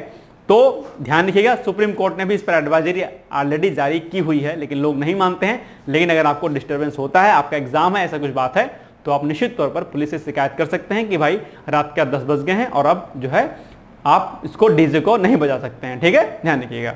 लेकिन किसी से दुश्मनी मत निकालिएगा कि पड़ोसी के यहाँ डीजे बज रहा है, या आपके 2 घर 4 घर छोड़ करके वहां पर शादी हो रही है और आप इरिटेट हो गए। आप इरिटेट इसलिए नहीं हो रहे हो कि क्या कहते हैं वहां पर शोर हो रहा है, आप इरिटेट इसलिए हो रहे हो क्योंकि जिसकी शादी हो रही है वो जो व्यक्ति है उससे आपकी शादी नहीं हो रही, तो आप इरिटेट हो गए, तो उसके यहाँ शिकायत कर दी कि जाओ बंद करवा दो, डीजे नहीं बजेगा, जाओ बारात लेके जाओ। तो ऐसा नहीं है, दुश्मनी मत निकालना, ठीक है। लेकिन जो है, लेकिन अगर आपको रियली में अगर कोई डिस्टर्बेंस हो रहा है तो आप इसकी शिकायत कर सकते हैं, ओके। चलिए आगे बढ़ते हैं। ध्वनि प्रदूषण से संबंधित क्या है महत्वपूर्ण फैक्ट है, आइए इसको देखते हैं हम लोग। तो समुद्र की गहराई मापने, छिपी हुई वस्तुओं का पता लगाने, सिग्नल देने में पराश्रव यानी कि जो अल्ट्रासोनिक जो तरंगे होती हैं उनका प्रयोग किया जाता है, याद रखिएगा। इसके अलावा ध्वनि की इकाई डेसिबल का नाम अलेक्जेंडर ग्राहम बेल के नाम पर रखा गया था, यह फैक्ट भी आपको याद रखना है, हो सकता है आपके एग्जाम में पूछ सकता है। इसके अलावा ग्रीन मफलर, यह प्रश्न कई बार आपके पूछा है, ग्रीन मफलर का उपयोग ध्वनि प्रदूषण से बचाव हेतु किया था। इसका मतलब क्या होता है ग्रीन मफलर का, कि रोड के किनारे, सड़कों के किनारे हम प्लांटेशन करते हैं अपने आप में, और प्लांटेशन से क्या होता है, प्लांटेशन से 2 फायदे होते हैं, बड़े फायदे। वैसे तो प्लांटेशन से बहुत फायदे हैं, अनंत फायदे हैं, फायदे ही फायदे हैं, लेकिन मेन फायदा क्या होता है कि ये जो है ध्वनि प्रदूषण को रोकता है, ठीक है। आवाज को क्या करता है, ये अपने आप में वो करता है, रिफ्लेक्ट कर देता है, ठीक है। जहां पर पेड़ पौधे लगे होंगे वहां पर वायु प्रदूषण ना सिर्फ ना वायु प्रदूषण होता है ना ध्वनि प्रदूषण होता है, ठीक है। तो ध्यान रखिएगा, तो ग्रीन मफलर के फॉर्म में होता है अपने आप में। चलो नेक्स्ट है, अब आ जाते हैं प्लास्टिक प्रदूषण के बारे में। प्लास्टिक प्रदूषण के बारे में आप लोग बेसिकली जानते होंगे। प्लास्टिक प्रदूषक में पॉलिथीन एक सबसे बड़ा जो है क्या है प्रदूषक है अपने आप में, और ये ना सिर्फ जो है आपके प्रकार के रोगों का कारक है, बल्कि जो है ये जो ग्राउंड वाटर जो लेवल होता है उसको डाउन करता है और अपने आप में कई प्रकार के अन्य चीजों को भी करता है। तो आइए हम लोग इसको देखते हैं फटाफट। क्या है ये, पॉलिथीन मूलतः कार्बन एवं हाइड्रोजन के अणुओं के मिलने से बनता है, इसमें कई सारे पॉलीमर्स होते हैं। यह एथिलीन का पॉलीमर बहुलक होता है। यह प्रश्न आपके एग्जाम में भाई साहब पूछा गया है कि किसका पॉलीमर, ये एथिलीन का पॉलीमर है, कौन, पॉलिथीन आपकी, इसको नोट कर लीजिएगा, ठीक है। पॉलिथीन में एथिलीन के अणु आपस में इस प्रकार जुड़े होते हैं कि उनका जैविक रूप से अपक्षय नहीं होता है, अर्थात वो डिग्रेडेबल नहीं हो पाते हैं, बायोडिग्रेडेबल ये प्लास्टिक नहीं होते हैं। और कोई भी सब्सटेंस जो बायोडिग्रेडेबल नहीं होता है वो क्या होता है, वो हार्मफुल होता है, हानिकारक होता है, प्रदूषण की श्रेणी में आता है, याद रखिएगा। इसके अलावा प्रभाव की अगर बात करते हैं तो मानव स्वास्थ्य पर इसका प्रभाव पड़ता है प्लास्टिक्स का, जो आप जानते होंगे बहुत हार्मफुल होता है। भूमि पर प्रभाव पड़ेगा, जो पृथ्वी की जो उर्वरक क्षमता होती है वो कम हो जाएगी अगर प्लास्टिक को अगर आप डाल देंगे जमीन में। इसके अलावा जल एवं वायु पर प्रभाव पड़ेगा, ठीक है। अगर आप प्लास्टिक को जला देंगे तो उससे बहुत जहरीली गैस निकलेगी, वो आपके वातावरण को प्रदूषित करेगी। और अगर आपने किसी प्लास्टिक को आपने जला दिया तो आप सोचेंगे कि प्लास्टिक तो जल गया, पॉलिथीन जल गई, नहीं जली। अगर प्लास्टिक को जल गई तो जहरीली गैसें निकलेंगी, तो एयर पोल्यूशन करेगा वो। और ये जो जल गया ना, जो इसका राख जो बची ना, ये राख भी बहुत जहरीली होती है, वो खत्म नहीं होती है, वो मिट्टी में हमेशा बनी रहेगी, बहुत सालों तक बनी रहेगी और क्या करेगी, मिट्टी को पोल्यूट करेगी। तो प्लास्टिक का हो सके, आप लोग पढ़े लिखे हैं, सब इंसान हैं आप लोग, कोशिश करिए कि जब भी सब्जी लाने जाइए, कोई सामान लाने जाइए तो कोशिश करिए कि घर से बना एक थैला ले लीजिए। और आप लोग दिक्कत क्या है ना कि आप लोग पढ़े लिखे हो, और जितना जो पढ़ लिख लेता है ना भाई साहब, मेरे अकॉर्डिंग उतना ही मूर्ख बन जाता है। मैं सही बता रहा हूं। गांव का जो व्यक्ति होगा झोले में सब्जी लेके आएगा, गांव का जो व्यक्ति होगा अपने घर पे अपने आसपास साफ सफाई करेगा, गांव का जो व्यक्ति होगा सब चीजें अच्छे तरीके से करेगा, एनवायरनमेंट की पेड़ पौधे भी लगाएगा, उसकी रक्षा करेगा। शहर का आदमी शहर गया, पेड़ काट के घर बना रहा है, सब्जी लाने जा रहा है, थैली ले रहा है 5 प्रकार की, कभी लाल पीली नीली थैली, कपड़ा ला रहा है उसको पन्नी में ला रहा है, फिर फेंक दे रहा है, कूड़े का ढेर हो जा रहा है। बहुत पॉल्यूशन कर रहे हो आप लोग, बहुत ज्यादा आप जो है नुकसान कर रहे हो पृथ्वी को। आप लोगों से रिक्वेस्ट है कि संभवतः आप लोग कोशिश करिए कि जब भी बाजार जाइए, जब भी मार्केट जाइए, घर में एक अच्छा सा थैला ले लीजिए। और मार्केट में बहुत अच्छे अच्छे सुंदर, अगर आपको शर्म लगती है कि हम किसी पुराने कपड़े को काट करके बना लेंगे, उसका हम इस्तेमाल करेंगे, अगर आपको शर्म लगती है तो मार्केट में कपड़े के झोले बहुत अच्छे अच्छे मिलते हैं, थैले मिलते हैं, आप उनको लेके जाइए, ठीक है। यह नहीं कि बस पॉलिथीन टांग के लेके चले आए टन, ठीक है। इसके अलावा समुद्री पर्यावरण पर भी इसका प्रभाव पड़ता है, यानी कि प्लास्टिक अपने आप में जो है बहुत ही हार्मफुल सब्सटेंस होता है, और ये जल के साथ वायु, वायु के साथ समुद्री वातावरण, भूमि, सभी को जो है क्या करता है, नुकसान पहुंचाता है। तो इससे आप बचिए, पॉलिथीन का इस्तेमाल कम से कम करिए, ना के बराबर करिए। जब बहुत मजबूरी हो, कोई अचानक कार्य आ जाए आपको, तब लेके आइए पॉलिथीन, अदरवाइज मत लेके आइए। कोई छोटा मोटा सामान अगर आपको लेना है, अगर आप हाथ में पकड़ सकते हो कि भाई हाथ में आ रहा है मेरे, तो आप उसको, कोई साबुन लेने गए, आप नॉर्मल ऑयल लेने के चले गए, वो पॉकेट में आप क्या सकता है, हाथ में आ सकता है, मत लीजिए पॉलिथीन। लेकिन एक छोटी सी पेन भी लोगे ना तो उसके लिए भी कहोगे भैया पॉलिथीन दीजिए, भैया पॉलिथीन दीजिए। अरे मत बोलो यार ऐसे, भाई साहब पढ़े लिखे लोग हो, ठीक है। सॉरी थोड़ा सा हो गया। चलिए देखो, ये सब चीजें मैं इसलिए कह रहा हूं क्योंकि आप पढ़ रहे हो, एग्जामिनेशन को सिर्फ आप एग्जाम को पास करने के लिए पढ़ रहे हो, शिक्षित बन रहे हो, तभी आपके अंदर नहीं आती चीजें। आप इसलिए नहीं पढ़ते हो कि ये चीजें हमारे जीवन में काम आएंगी। आपको क्या आएगा, यार ये वाला इंपॉर्टेंट है, इसको पढ़ना है, बस इसको पढ़ के छोड़ दोगे। लेकिन इसकी जो व्यवहारिक बातें हैं अपने जीवन में आप उतारोगे नहीं। यही कारण होता है कि आज समाज में जो है भ्रष्टाचार से लेकर के अलग प्रकार की चीजें दिखाई देती हैं हमारे आसपास, ठीक है। अगर हम बदलेंगे, युग बदलेगा, हम सुधरेंगे, युग सुधरेगा। आप सुधार लीजिए अपने आप को, निश्चित तौर पर देश सुधर जाएगा, समाज सुधर जाएगा, विश्व भी सुधर जाएगा। ओके, चलो आगे बढ़ते हैं। प्लास्टिक से एक फैक्ट है आपके लिए कि सर्वाधिक प्लास्टिक कचरा उत्पादक वाला राज्य कौन सा है, महाराष्ट्र है। महाराष्ट्र में सर्वाधिक प्लास्टिक कचरा उत्पादन उसका वहां पे होता है। और प्लास्टिक कचरा उत्पादन में उत्तर प्रदेश का जो हिस्सा है लगभग कितना है, 6% का है। यह भी आप लोग याद रखिएगा।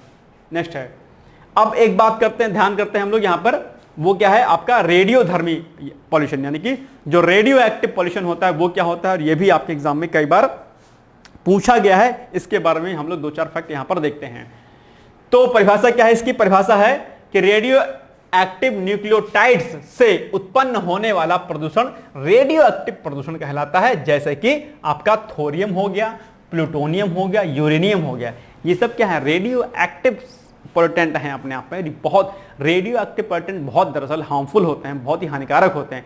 कम मात्रा में निकलते हैं लेकिन ये बहुत ही क्या होते हैं, हार्मफुल होते हैं, ठीक है। तो रेडियो एक्टिव को मापने की इकाई क्या है भाई साहब, यह है बेक्यूरेल और क्या है, क्यूरी है। और स्रोत क्या है इसके, स्रोत में प्राकृतिक स्रोतों की अगर हम बात करते हैं तो प्राकृतिक स्रोतों के अंतर्गत पृथ्वी के गर्भ में दबे जो रेडियोधर्मी पदार्थ हैं तथा सूर्य की किरणों के कारण प्रकृतिजन्य रेडियोधर्मी प्रदूषण होता है, ठीक है। सनराइज में भी रेडियो एक्टिव सब्सटेंस पाए जाते हैं, अल्ट्रावायलेट रेजेस होती हैं, हार्मफुल होती हैं वो। सॉरी, अगर हम मानव जनित सोर्स के बारे में बात करें कि जो मानव गतिविधियां होती हैं वहां से किस प्रकार से रेडियो एक्टिव सब्सटेंस निकलते हैं, तो आइए इसको हम देखते हैं। नाभिकीय रिएक्टर, और नाभिकीय हथियार, यूरेनियम खनन इत्यादि, ये सब क्या है, मानव जनित क्या है, इसके स्रोत हैं।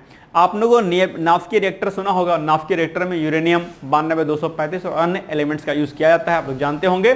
उससे क्या होता है, उससे भी प्रदूषण होता है, रेडियो एक्टिव पदार्थ निकलते हैं। इसके अलावा अगर आपको याद होगा तो 6 अगस्त और 9 अगस्त 1945 को जापान के हिरोशिमा तथा नागासाकी पर अमेरिका द्वारा परमाणु बम गिराया गया था, और परमाणु बम में इतने सारे रेडियो एक्टिव एलिमेंट्स थे जिससे वहां के लोग तुरंत झुलस कर मर गए, और उसकी रेडियो एक्टिविटी इतनी ज्यादा थी, इतने ज्यादा रेडिएशन निकले, जो है रेडियो एक्टिव रेडिएशन वहां से निकले कि अभी तक वहां के जो बच्चे जो जन्म लेते हैं वो कहीं ना कहीं क्या होते हैं, हैंडीकैप होते हैं, अपंग होते हैं, लकवा मारे हुए होते हैं। आज भी सोचो 1945 में परमाणु बम, एटम बम वहां पर गिराया गया था, लेकिन उसका इंपैक्ट आज भी है। आप सोचो कि कितना हार्मफुल है ये अपने आप में। रेडियो एक्टिव जो है पॉल्यूशन जो होता है बहुत हार्मफुल है, और इसीलिए दरअसल परमाणु बम को न गिराने की बात अक्सर कही जाती है। ठीक है, चलो प्रभाव क्या होता है, जीन्स और गुणसूत्र में हानिकारक उत्परिवर्तन कर देता है, और यही जो परिवर्तन होता है यही कारण है कि वहां पर नागासाकी और हिरोशिमा में अभी भी क्या होते हैं, क्योंकि जीन्स में परिवर्तन हो गया उनके और बाकी चीजों में चीजें हो गई, तो क्या हो रहे, लोग अपंग पैदा हो रहे हैं वहां पर। इंपैक्ट रक्त कैंसर, ब्लड कैंसर, अस्थि कैंसर, बोन कैंसर और टीबी जैसे रोग जो है इससे हो जाते हैं, और बहुत बड़ी बड़ी बीमारियां भी इससे होती हैं। तो ये बहुत हार्मफुल है, अपने आप में ध्यान रखिएगा। नेक्स्ट है अपशिष्ट प्रदूषण है, और अपशिष्ट प्रदूषण को हम बेसिकली क्या करते हैं, अपशिष्ट मतलब जो वेस्ट है आपका, जिसको हम वेस्ट बोलते हैं। अपशिष्ट की इंग्लिश होती है वेस्ट, और इस वेस्ट को हम 2 पार्ट में डिवाइड कर सकते हैं, एक सॉलिड वेस्ट और एक जो है आपका क्या, ई वेस्ट। और ई वेस्ट और सॉलिड वेस्ट दोनों आप लोगों ने सुना होगा, और दोनों से आपके प्री और मुख्य परीक्षा दोनों में आपके एग्जाम में प्रश्न पूछा जाता है कि बताइए सॉलिड वेस्ट क्या होता है और ई वेस्ट क्या होता है। अब अगर हम बात करते हैं सॉलिड वेस्ट की, तो सॉलिड वेस्ट में आपके पॉलिथीन से लेकर के अलग अलग प्रकार के जो क्या कहते हैं चीजें होती हैं वो आती हैं सॉलिड वेस्ट में, मतलब कि जो है अपशिष्ट में, जिसके अंतर्गत अगर हम बात करें तो इसके अंतर्गत बेकार और निरर्थक पदार्थों को ठोस अपशिष्ट कहा जाता है। ठीक है, आपके घर में बहुत प्रकार के जो है चीजें होती हैं जो आप बाहर फेंक देते हो, वो क्या है, ठोस अपशिष्ट है। कोई प्लास्टिक का हो गया, डिब्बा हो गया, कोई अन्य प्रकार का कोई एलिमेंट हो गया, आपने ऐसे नॉर्मली भेज दिया, वो क्या होंगे, ठोस अपशिष्ट में आएंगे, यानी कि जो आपके पर्यावरण को नुकसान पहुंचाएंगे। प्रभाव क्या होगा ठोस अपशिष्टों का, भूमिगत जल प्रदूषण होगा, इससे लाभदायक सूक्ष्म जीवों का विनाश होगा। ठीक है, कि उससे क्या होंगे, लाभदायक जो आपके सूक्ष्म जीव होते हैं वो मर जाएंगे, विभिन्न प्रकार के हानिकारक कीटों का विकास हो जाएगा, मस्तिष्क संबंधी क्या हो जाएंगी, बीमारियां हो जाएंगी, किससे, ठोस अपशिष्टों से। और इसके अलावा सॉलिड वेस्ट मैनेजमेंट के बारे में पढ़ा होगा, यानी कि जो अपशिष्ट होते हैं, ठोस अपशिष्ट, उनको कैसे मैनेज किया जाए, उनको कैसे किस प्रकार से रोका जाए, इसके भी तरीके आप लोग पढ़ते होंगे। ठीक है, तो अपशिष्टों के अगर प्रबंधन की बात करें, जिसको हम लोग क्या बोलते हैं, सॉलिड वेस्ट मैनेजमेंट भी बोलते हैं, और ये मेन परीक्षा में आपके पूछा जाता है, सॉलिड वेस्ट मैनेजमेंट। ठीक है, कई बार आपके एग्जाम में क्या होता है, पूछा जाता है, इसको सही से लिख दें, नहीं तो कहोगे सर जी क्या ही लिख देते हो आप। ठीक है,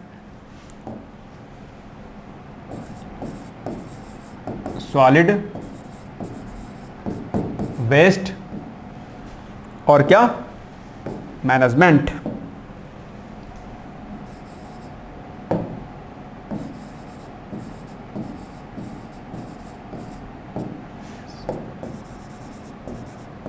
ठीक, सॉलिड वेस्ट मैनेजमेंट। इसमें क्या होता है, इसमें एक प्रोसेस पहले आपकी पुनर्चक्रण, जिसको क्या बोलेंगे, रिसाइकलिंग। कोई पदार्थ अगर आप बाहर फेंक दे रहे हो, आप उसको आप जो है रिसाइकिल करवा सकते हैं। तो रिसाइकलिंग एक प्रोसेस अच्छी मानी जाती है। इससे क्या होगा, फॉर एग्जाम्पल एक डिब्बा है आपके घर में, कोई आ गया, उस डिब्बे को आपने क्या किया, बाहर फेंक दिया। फेंको मत, कूड़ा वाला आता है उसको दे दो वो क्या करेगा, उसको रिसाइकलिंग करवा देता है।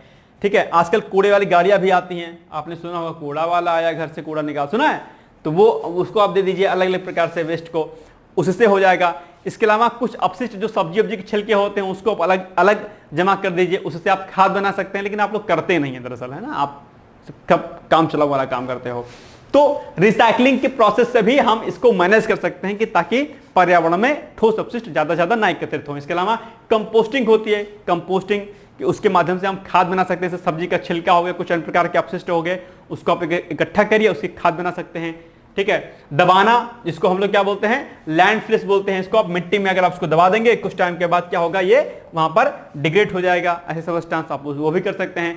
दहन, जला सकते हैं आप उसको। वर्मी कल्चर, कीचुओं को डाल दीजिएगा तो खाद बना देगा। तो इस तरीके से आप चाहें तो जो ठोस अपशिष्ट हैं उनका आप मैनेजमेंट कर सकते हैं, उनका आप प्रबंधन कर सकते हैं। ये आपके मेंस परीक्षा के लिए क्या है, बहुत इंपॉर्टेंट है, याद रखिएगा। ओके, इसके अलावा दूसरा इसमें क्या आता है, ई अपशिष्ट आता है। क्या आता है, ई अपशिष्ट। ठीक है, अब ई अपशिष्ट क्या होगा, ई अपशिष्ट मतलब इलेक्ट्रॉनिक वेस्ट अपने आप में। इलेक्ट्रॉनिक वेस्ट में क्या, इलेक्ट्रॉनिक प्लस इलेक्ट्रिक वेस्ट, जैसे कि मोबाइल फोन आपका हो गया, कंप्यूटर्स आपके हो गए, अन्य कई सारे इलेक्ट्रॉनिक गैजेट्स आते हैं वो हो गए। ये सब क्या होते हैं, ये ई वेस्ट हैं आपके, और ये बहुत हार्मफुल होते हैं। इनमें बहुत प्रकार के जो पदार्थ यूज किए जाते हैं वो आपके बॉडी के लिए हार्मफुल होते हैं, कैंसर कॉजेज होते हैं। कई अन्य एलिमेंट होते हैं जो आपकी बॉडी को क्या करते हैं, नुकसान पहुंचाते हैं।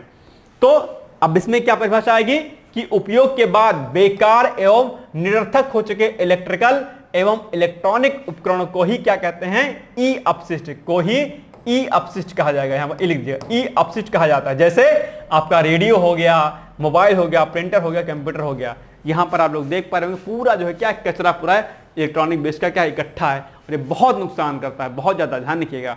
ठीक है, ई अपशिष्ट में भारी धातु जैसे पारा, सीसा, आर्सेनिक, बेरिलियम, कैडमियम आदि हानिकारक तत्व पाए जाते हैं। सोचो अगर ये तत्व इन ई वेस्ट में पाए जाते हैं, जिसको आप लोग ऐसे कचरे की तरह से फेंक देते हो, ये बहुत ज्यादा एनवायरनमेंट को क्या कर रहे हैं, नुकसान कर रहे हैं। आप लोग को लगता होगा कि दरअसल आप प्रगति कर रहे हो, आप लोग जो है आगे बढ़ रहे हो, लेकिन ऐसा कुछ नहीं है। आप अपने आप को इस जो है विकास के नाम पर दलदल में, जहर में अपने आप को आप खाई में क्या कर रहे हो, गिरा रहे हो अपने आप पे। एक दिन ऐसा आएगा कि ऐसी तबाही आएगी ना भाई साहब, सोच नहीं सकते हो आप।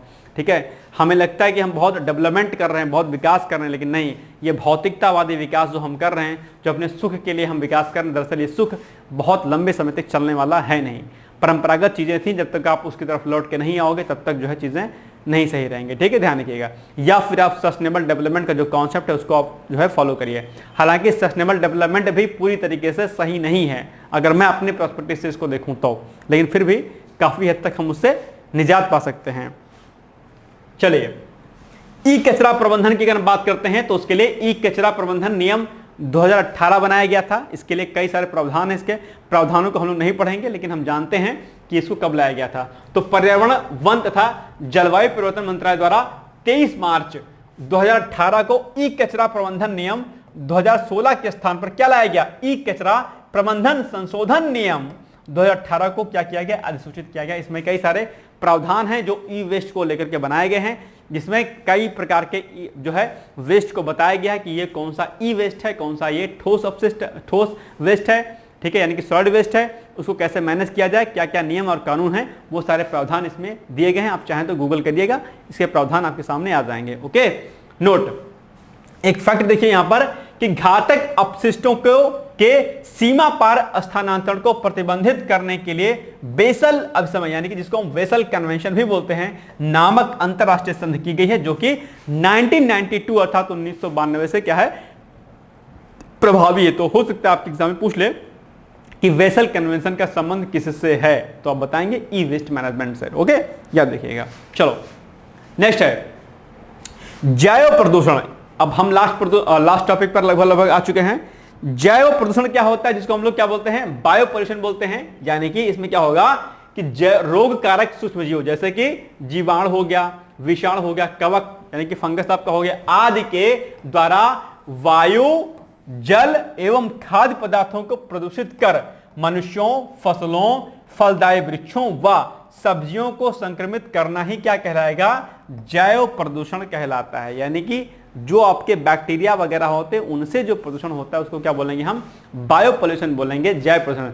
बायो मतलब जिनमें जीवन है, यानी कि जिन जैव प्रदूषण अर्थात वो प्रदूषण जो जीवों से फैलता है। और जीवों में क्या आ जाएगा, जीवों में आपके कौन कौन से आ रहे हैं, जैसे बैक्टीरिया हो गए, फंगस हो गए, आपके वायरस हो गए, इनसे जो है जो प्रदूषण होता है उसे हमको क्या बोलेंगे, उसी को हम लोग बोलेंगे जैव प्रदूषण, यानी कि बायो पॉल्यूशन। ठीक है, समझ में आ गई। जैसे एयर पोल्यूशन में गैसेस से होते थी पॉल्यूशन, लेकिन जैव पॉल्यूशन में जीवों से होगा पॉल्यूशन। ठीक, याद रखिएगा। नोट, वर्तमान में कई देश जैव हथियार, जो आपके जैव हथियार का उपयोग करने की बात करते हैं, ये एक बहुत बड़ा कॉन्सेप्ट है जैव हथियार, और ये इतना खतरनाक है कि आप सोच नहीं सकते हैं। जैसे वायरस बम की बात की, इसमें वायरस बम आता है। क्या वायरस बम, क्या आएगा इसमें? वायरस बम आएगा। यानी कि इसमें क्या होगा कि हम कुछ ऐसी चीज करेंगे जिसमें हम एक खतरनाक वायरस को रिलीज कर देंगे एनवायरमेंट में, कि जैसे फॉर एग्जांपल क्या कहते हैं, चाइना ने क्या कहा, चाइना जो है पाकिस्तान से नाराज हो गया, किसी बात पे लड़ाई हो गई उसकी। चीन ने क्या किया, एक ऐसे वायरस को जो है पाकिस्तान की तरफ क्या किया, टर्न कर दिया, कि वहां पर जो है इतनी प्रकार की बीमारियां फैल गई, बहुत प्रकार की बीमारियां फैल गई, सब लोग मरने लगे।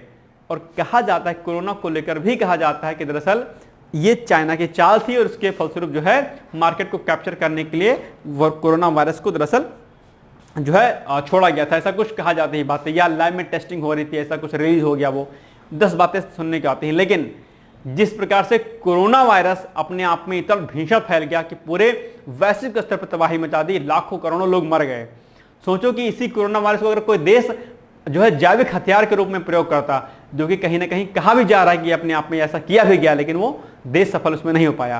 तो अगर ऐसा कोई वायरस या कोई बैक्टीरिया भेज दिया जाए किसी देश में जहां पर लोग लाखों लाख करोड़ लोग मर जाएं, ये बहुत हानिकारक होता है अपने आप में। इसको कंट्रोल नहीं किया सकता अपने आप में कि कंट्रोल कर लिया सके, ये बहुत हानिकारक होता है। जैविक हथियार, भगवान ना करे कोई देश इसका इस्तेमाल करे कभी, लेकिन ये समझ लो अगर ऐसा कभी होने लगा तो समझ लीजिए कि पूरी पृथ्वी खत्म हो जाएगी। पूरी पृथ्वी खत्म हो सकती है इससे, पूरी पृथ्वी। जिस देश ने छोड़ा है वो देश भी खत्म हो जाएगा अपने आप में। इसलिए जैविक हथियार से हमेशा बचना चाहिए। ठीक है, चलो आगे बढ़ते हैं हम लोग। अब जैव उपचार एक टॉपिक है जिसको हम लोग क्या बोलते हैं, बायो रेमेडिएशन बोलते हैं, और ये आपके एग्जाम में कई बार पूछा भी गया है। इसका मतलब क्या होता है कि हम पॉल्यूशन को हम जीवों के माध्यम से, ठीक है, बायो रेमेडिएशन यानी कि उपचार किससे करेंगे, जीवों से उपचार करेंगे। किसी पॉल्यूशन को हम किससे उपचार करेंगे, जीवों से। क्या लिखा है, जैव उपचार, बायो रेमेडिएशन, बायो से रेमेडिएट करेंगे। दैट मींस सूक्ष्म जीवों के प्रयोग के द्वारा, सूक्ष्म जीवों के प्रयोग के द्वारा पर्यावरण से विषैले पदार्थों के निष्कासन की प्रक्रिया को क्या कहेंगे, जैव उपचार कहेंगे। यानी कि अगर इस पूरे एरिया को हमें क्या करना है, पॉल्यूशन फ्री करना है, तो उस एरिया में हम किसी ऐसे जीव का इस्तेमाल करेंगे जिससे क्या हो, यहां पर क्या हो, वो प्रदूषण खत्म हो जाए। तो बायो रेमेडिएशन दैट मींस जैव उपचार, मतलब उपचार किससे करें, हम जीवों से उपचार करें।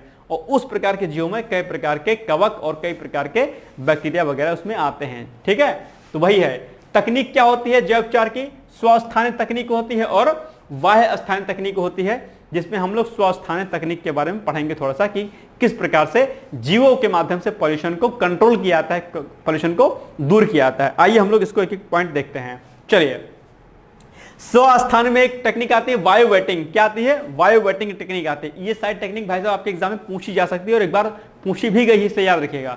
तो वायु वेटिंग में क्या होगा कि इस तकनीक का प्रयोग उस दशा में किया जाता है जब प्रदूषक काफी गहराई में स्थित होता है, यानी कि कोई पोल्यूटेंट है और बहुत गहराई में है, तो क्या किया जाएगा, यहां इसके लिए क्या किया जाएगा कि इस तकनीक के अंतर्गत कूप के माध्यम से वायु एवं पोषक तत्वों को प्रदूषित स्थल तक पहुंचाया जाता है। ठीक है, यानी कि यहां पर उसको पहुंचा दिया जाएगा और ये दूर जाएगा। इसके अलावा बायो स्टिमुलेशन में क्या होगा, बायो स्टिमुलेशन में होगा पोषक तत्व जैसे नाइट्रोजन, ऑक्सीजन, फास्फोरस आदि को मृदा में भेजकर सूक्ष्म जीवों की संख्या में क्या कर दी जाएगी, वृद्धि कर दी जाएगी, सहयोग करके दरअसल इस प्रकार के प्रदूषण को दूर किया सकता है। यानी कि जिसको हम लोग क्या बोलेंगे, बायो स्टिमुलेशन बोलते हैं।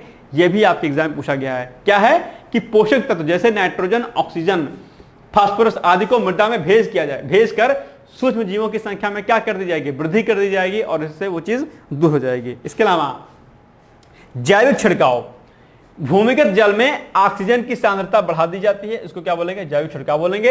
एक है आपका जैव संवर्धन। जैव संवर्धन में क्या होगा, इसमें होगा अन्य स्थान से सूक्ष्म जीवों को लाकर प्रदूषित स्थान पर उनकी संख्या को क्या किया जाता है, बढ़ा दिया जाता है। इसी को क्या बोलेंगे, जैव संवर्धन बोलते हैं और ये एग्जाम में आपके पूछा गया है। वाह्य स्थानों की अगर हम बात करते हैं तो वाह्य स्थान में क्या आएगा, आपका कंपोस्टिंग आएगी। कंपोस्टिंग में क्या करेंगे, ऑर्गेनिक कंपाउंड को मिश्रित कर हम क्या करेंगे, सूक्ष्म जीवों की संख्या में क्या कर देंगे, वृद्धि कर देंगे। तो इसको क्या बोलेंगे, कंपोस्टिंग टेक्निक बोलेंगे। यानी कि कृषि अपशिष्ट यानी कि ऑर्गेनिक कंपाउंड को क्या करेंगे, मिट्टी में हम मिला देंगे। इसके अलावा लैंड फार्मिंग, इसमें क्या काम करेंगे, मृदा को खोद करके क्या कर दिया जाएगा, फैला दिया जाएगा। कोई मिट्टी है, इस मिट्टी को खोदा और इसको हमने क्या किया, ऐसे से फैला दिया और बार बार इसकी क्या की जाएगी, फैलाने के बाद इसकी बार बार क्या की जाएगी, जुताई की जाएगी, जब तक प्रदूषक अपघटित नहीं हो जाता। यानी कि जब इस मिट्टी को फैला दिया गया, फिर इसकी हमने जुताई कर दी और उसके बाद जो इसमें अपघटक हो जाएंगे, जब तक वो अपघटित नहीं हो जाएंगे जो प्रदूषक होंगे, तब तक हम इसकी जो है क्या करेंगे, बार बार हम इसकी जुताई करते रहेंगे, जिससे क्या होगा, ये जो क्या होगा, अपघटक जो पोल्यूटेंट जो होगा क्या हो जाएगा, डिग्रेड हो जाएगा इसमें। ठीक है। इसके अलावा बायोरिएक्टर है। बायोरिएक्टर के बारे में आप लोग जानते होंगे, नियंत्रित तंत्र के माध्यम से प्रदूषित पदार्थ व जल को क्या किया जाता है, इसका उपचार किया जाता है, किसी से, बायोरिएक्टर के माध्यम से। तो ये सारी टेक्निक्स क्या हैं, आपकी स्वास्थाने और परास्थाने जो है टेक्निक के माध्यम से हम क्या करते हैं, हम लोग जैव उपचार करते हैं, जिसको हम लोग बायो रेमेडिएशन भी बोलते हैं। याद रखिएगा इस चीज को। ठीक है। तो कई बार आपके एग्जाम में ये सारे फैक्ट यहाँ पे पूछा जाते हैं। तो ये सारे लैंड फार्मिंग क्या होती है, बायोरिएक्टर्स क्या होते हैं, ठीक है, ये जैव संवर्धन जो, और ये क्या कहते हैं, कंपोस्टिंग हो गया आपका। इसके अलावा ये बायो स्टिमुलेशन कई बार पूछा आपके, बायो वेटिंग और ये बायो स्टिमुलेशन दोनों आपके एग्जाम में पूछा है कई बार। तो दोनों को आप लोग क्या करिएगा, याद कर लीजिएगा। ओके, चलिए, ये हो गया हमारा इंपॉर्टेंट लेक्चर। अब बहुत चीजें थी इसमें, एक ही लेक्चर में कितना मैं बढ़ा पाता, लेकिन फिर भी हमने कोशिश की कि आपको एक बार अच्छे तरीके से बता दिया जाए। तो ये लेक्चर भाई साहब आपके लिए इंपॉर्टेंट था और इसको आप लोग एक बार पढ़ लीजिएगा। और यूट्रोफिकेशन, अगर आप पहली क्लास की तरफ बढ़ेंगे तो देखिएगा हमने टॉपिक क्या क्या पढ़ लिया है, एक बार आप देखिए, एक बार नजर दौड़ाइए। और ये सारे के सारे टॉपिक भाई साहब आपके लिए इंपॉर्टेंट बहुत है, ध्यान रखिएगा। ठीक है, ऐसा नहीं कि इंपॉर्टेंट नहीं है, आपके लिए बहुत इंपॉर्टेंट है, क्योंकि कई बार क्या होता है, इनसे प्रश्न आपके एग्जाम में क्या होता है, पूछा जाता है। ठीक है, तो सारे टॉपिक्स आपको रेडी कर लेने हैं, प्रैक्टिस इसकी कर लेनी है। घटनाचक्र पूर्वावलोकन अगर आपके पास होगा तो घटनाचक्र पूर्वावलोकन से सारे बिंदु को आप लोग क्या करिएगा, याद कर लीजिएगा, ताकि चीजें आपसे भूलने ना पाए। और पीवाईक्यूज को खूब करिएगा, पीवाईक्यू जितना आप करेंगे उतना ज्यादा फायदेमंद होगा आपके लिए। तो टॉपिक हमने ये सारे हमने पढ़ लिए। सुपोषण, जिसको हम लोग यूट्रोफिकेशन कहते हैं, ये भी आप लोग क्या करिएगा, अच्छे तरीके से तैयार कर लीजिएगा। और फिर हमने अम्ल वर्षा, एसिड रेन पढ़ा, जैव प्रदूषण, अपशिष्ट प्रदूषण, रेडियोधर्मी प्रदूषण, वायु प्रदूषकों के स्रोत, प्राथमिक प्रदूषक, द्वितीयक प्रदूषक क्या होते हैं, आपके कई बार एग्जाम पूछा गया है। हमने आपको सारे बिंदुओं पर एक एक करके बता दिया, 1-1.25 घंटे में हमने आपको बताया है। हालांकि लेक्चर इस पर हर एक टॉपिक पर एक एक लेक्चर, 2-2 लेक्चर हो सकता है, लेकिन इन शॉर्ट फॉर्म हमने आपको बताया। तो आप लोग रोना मत कि यार सर जी ऐसे कैसे पढ़ा दिए भाई, कम, ये क्रैश कोर्स चल रहा है, जितना जल्दी शॉर्ट हो सकता है वो हमने आपको बता दिया। बहुत समझाऊंगा, बहुत देर तक समझाऊंगा तो एक लंबा लेक्चर हो जाएगा और कोर्स जो है नहीं खत्म होगा। तो शॉर्ट फॉर्म में हमने सारे टॉपिक्स को बता दिया है। जहां से प्रश्न आते हैं एक बार सारे स्लाइड को रोक करके पढ़ लीजिएगा, आपकी चीजें समझ में आ जाएंगे। ठीक है, बाकी हम लोग मिलेंगे अलग लेक्चर में। इकोनॉमिक्स का भी लेक्चर मेरे द्वारा लिया जा रहा है, आप लोग प्लीज उस इकोनॉमिक्स वाले लेक्चर को भी देखिएगा। वहां पर बहुत सारे फैक्ट और बहुत सारे डेटा जो कि आप इकोनॉमिक्स से क्या हो, डरते हो कि सर जी इकोनॉमिक्स तो मुझे समझ में बिल्कुल नहीं आती है, सर हम कैसे पढ़ें, हम क्या तैयार करें, वो सारे के सारे टॉपिक्स हमने बहुत ही आसान भाषा में, क्योंकि किताबी जो भाषा इकोनॉमिक्स की है वो क्या है, बहुत ही कठिन है। ठीक है, जैसे कोई कि मौद्रिक नीति क्या होती है, इन्फ्लेशन क्या होता है, नहीं समझ पाओगे। हमने फिलिस वक्र, लैरेंज वक्र, ठीक है, ये सारे वक्र जो भी होते हैं, कुछ कमेटियां और बाकी सारी चीजें हमने बहुत ही आसान शब्दों में समझाई है। वो सारे के सारे लेक्चर आप लोग जरूर देखिएगा। ठीक है, तो फिर मिलते हैं हम लोग अगले वीडियो में। तब तक आप लोग पढ़ते रहिए, मस्त रहिए, व्यस्त रहिए। All the best. Thank you so much. Bye bye, take care.